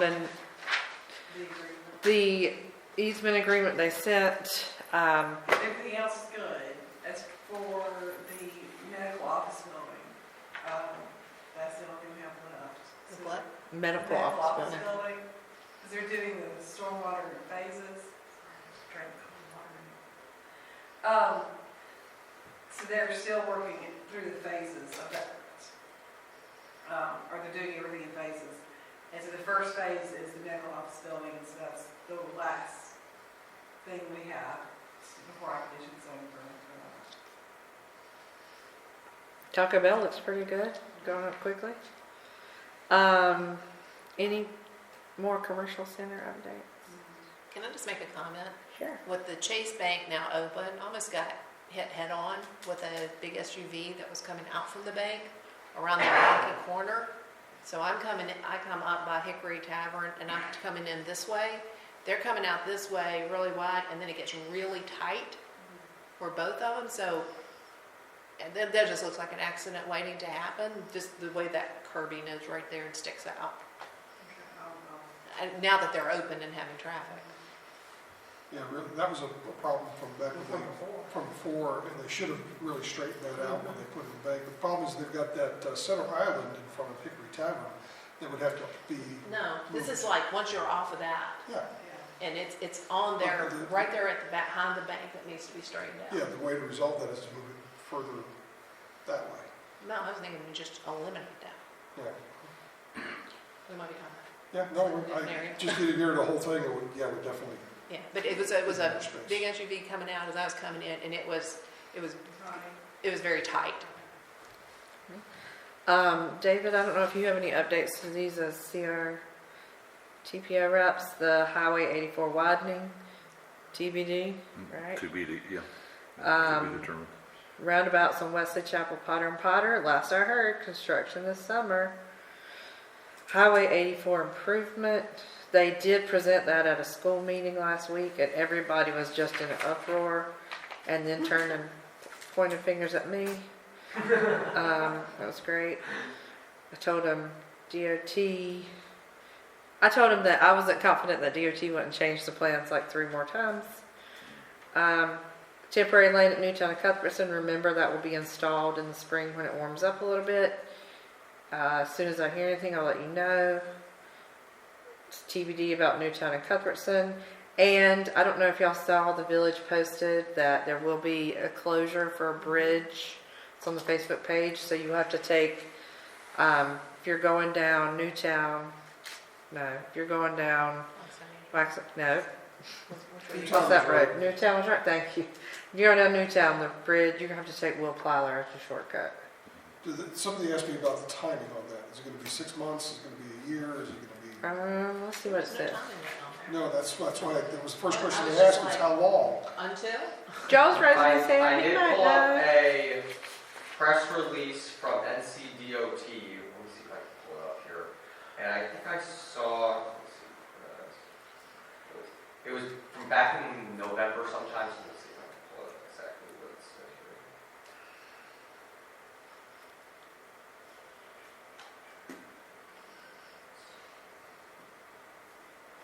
Sorry, I wish I kept it up. No, but there's a phone number to call and answer questions here. It says that they recently earned the contract to start as early as January 2025, requiring the closure of Newtown between Willflyer and Waxahachie Trail until fall 2025. And that other stuff will take place until the spring of 2026, like vegetation growing and whatnot. Wow. So Maybe that's why they didn't put it, 'cause it was big. So it really means 2026. This was published on November 27th, 2024. You can find out in the press releases section. That's a long. I really don't want to release that. We'll let them deal with those phone calls.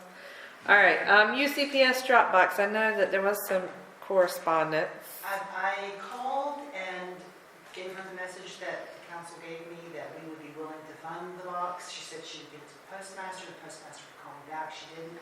I followed up 3 more times. One time I got through to her, and then now it seems like my phone has been added to the naughty list, so I get a when I call on either phone, so. Which postmaster are we calling? Which postmaster service is this one? Matthews, okay. Because I know we have 5 different postal districts Matthews. in Wesley Chapel. I filed an official complaint using our zip code and our address through the website, through the USPS, but that's the number they gave me. That was the representative called me back, and that was the post office she put in touch with. Is there a regional postmaster? I went to their customer service, their national customer service line, and you put in the information, and they call you back, and they put you in touch with local. So it's a budgeting issue for them, so they say. But we did offer to buy one. We offered to buy one, yeah. We offered, David said, can we have one of those from the other? And they said, no, it's registered with that post office, so I've asked a couple of questions. So we'll keep trying. Thank you, Kathy. We'll keep trying. All right, council mayor comments. Who wants to go first? Oh, well. Go ahead, Deb. I just want to say how honored I am to sit up here with you guys. This is, I think, the best council I have ever witnessed, and I'm just very honored to be here as part of you. And I just want to thank you for that. The camaraderie and professionalism. Next. Okay. Merry Christmas, Happy Hanukkah, Happy Kwanzaa, tis the season. And to go up what Deb said, yes, I appreciate it. All row in the boat in the same direction, as it were. The 2 notes I've got here in the council comments is, let's do the best we can, because I think when people get the re-evaluations of their tax assessments, they're going to say, well, it's the government, and therefore we're the government, therefore we're the bad guys. Let's do our best to get those notices out so that they know what to expect, when to expect it, and what to do if they're unhappy with it. So let's use that list of HOA presidents and do the best we can to get that information out. And the only other notation I've got here is to staff just to do your best to try to make sure there's no surprises for us. That's it. Next. I just want to say, I know as council, we go on a fiscal year calendar and everything else, but we're at the end of the calendar year. And so I would just like to recognize all of the great work that's been done this year. There's been a lot of stuff in the last 12 months that's happened, particularly at the park with the dam and working for grants and trying to figure out what we're doing and waiting, and then the stormwater stuff that came up, and this new lovely design of a double roundabout thing. Clearly this needs its own special name. There's just been a lot that has come through that have dealt with and been able to move forward and everything else, and I just appreciate all of the volunteers that we have for helping with a lot of due diligence, having to chase a lot of things and look for it. So really do appreciate all of your time and energy, and appreciate staff's work to help keep everything moving here. And appreciate everyone on council, especially the mayor, who, deals all day with 7 and 8-year-olds, and then gets to come here and deal with us. I won't tell you who's easier. But it's the little ones. But do appreciate everyone taking the time and to dedication to the village. And happy holidays. Three quick points. Should have addressed this in our discussions from CRTPO, but the Union County municipalities met on the 2nd, just to get an update, a quarterly update. There's an input process that's starting next month on the MTP 2050, the candidate roadway projects. The intersections are also going to be included in this, but everybody echoed that those are probably going to be better funded through CRTPO discretionary funds. The public comment period window is going to open on the 13th of January.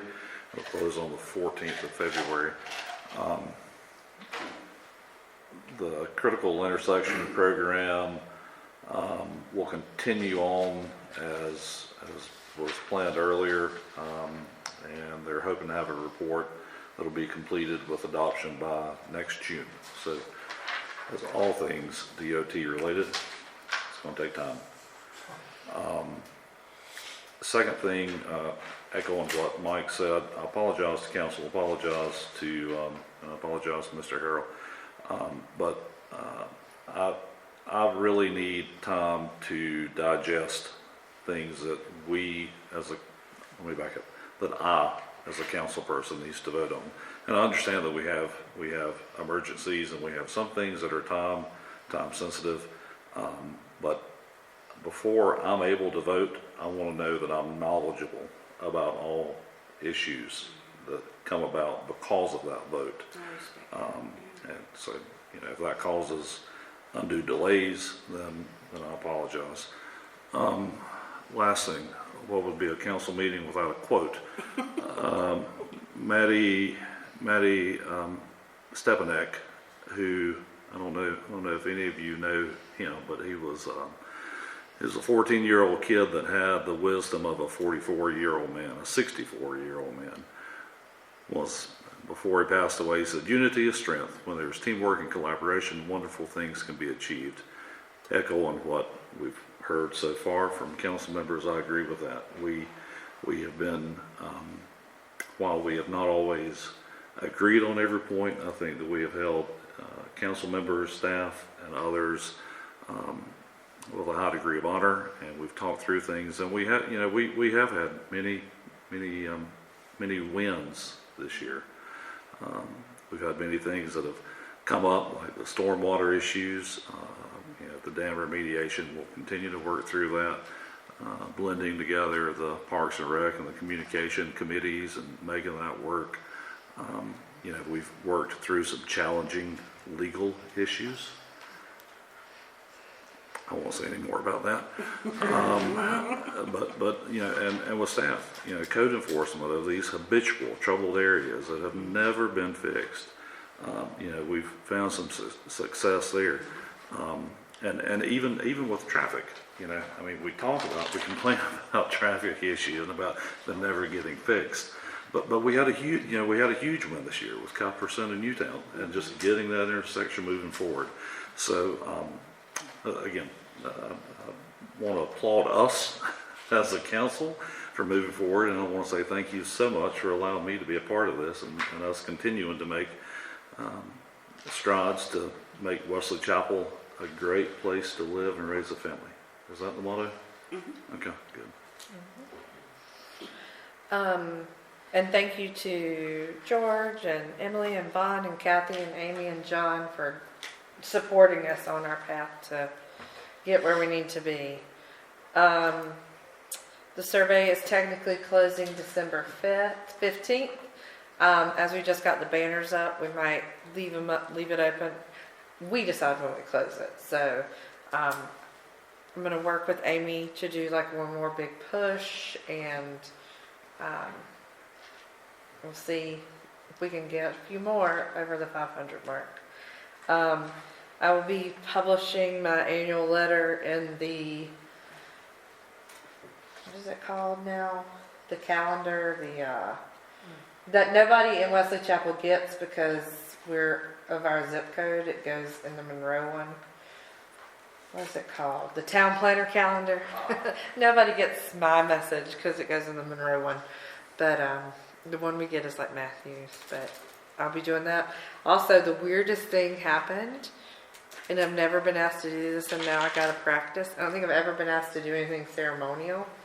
But I have been asked to throw out the first pitch at WCWAA's opening game. Wow. So I'm gonna go. I just got asked last night, so I gotta go practice. I've never. Oh, cool. So You can do it overhand. I don't know. Do it overhand, don't do it at the underhand. Are hecklers allowed? I don't want to be anywhere within range. I might throw it your way. Are you throwing this for T-ball or for Little League? I think Or it's what- for. what age? I don't know. I don't know. It's for the first game? Yeah, the first game of the baseball season, I guess. So Oh, cool. I'll let y'all know how many people I hit. But I'm taking odds whether she throws a strike or a ball. I'm Just gotta get hoping to to the get it plate. to the plate. Yeah. So I will start practicing soon. But that's all. Thank you and Merry Christmas, everyone. We'll dismiss y'all and have a motion from council to go into closed session. Make a motion? Second.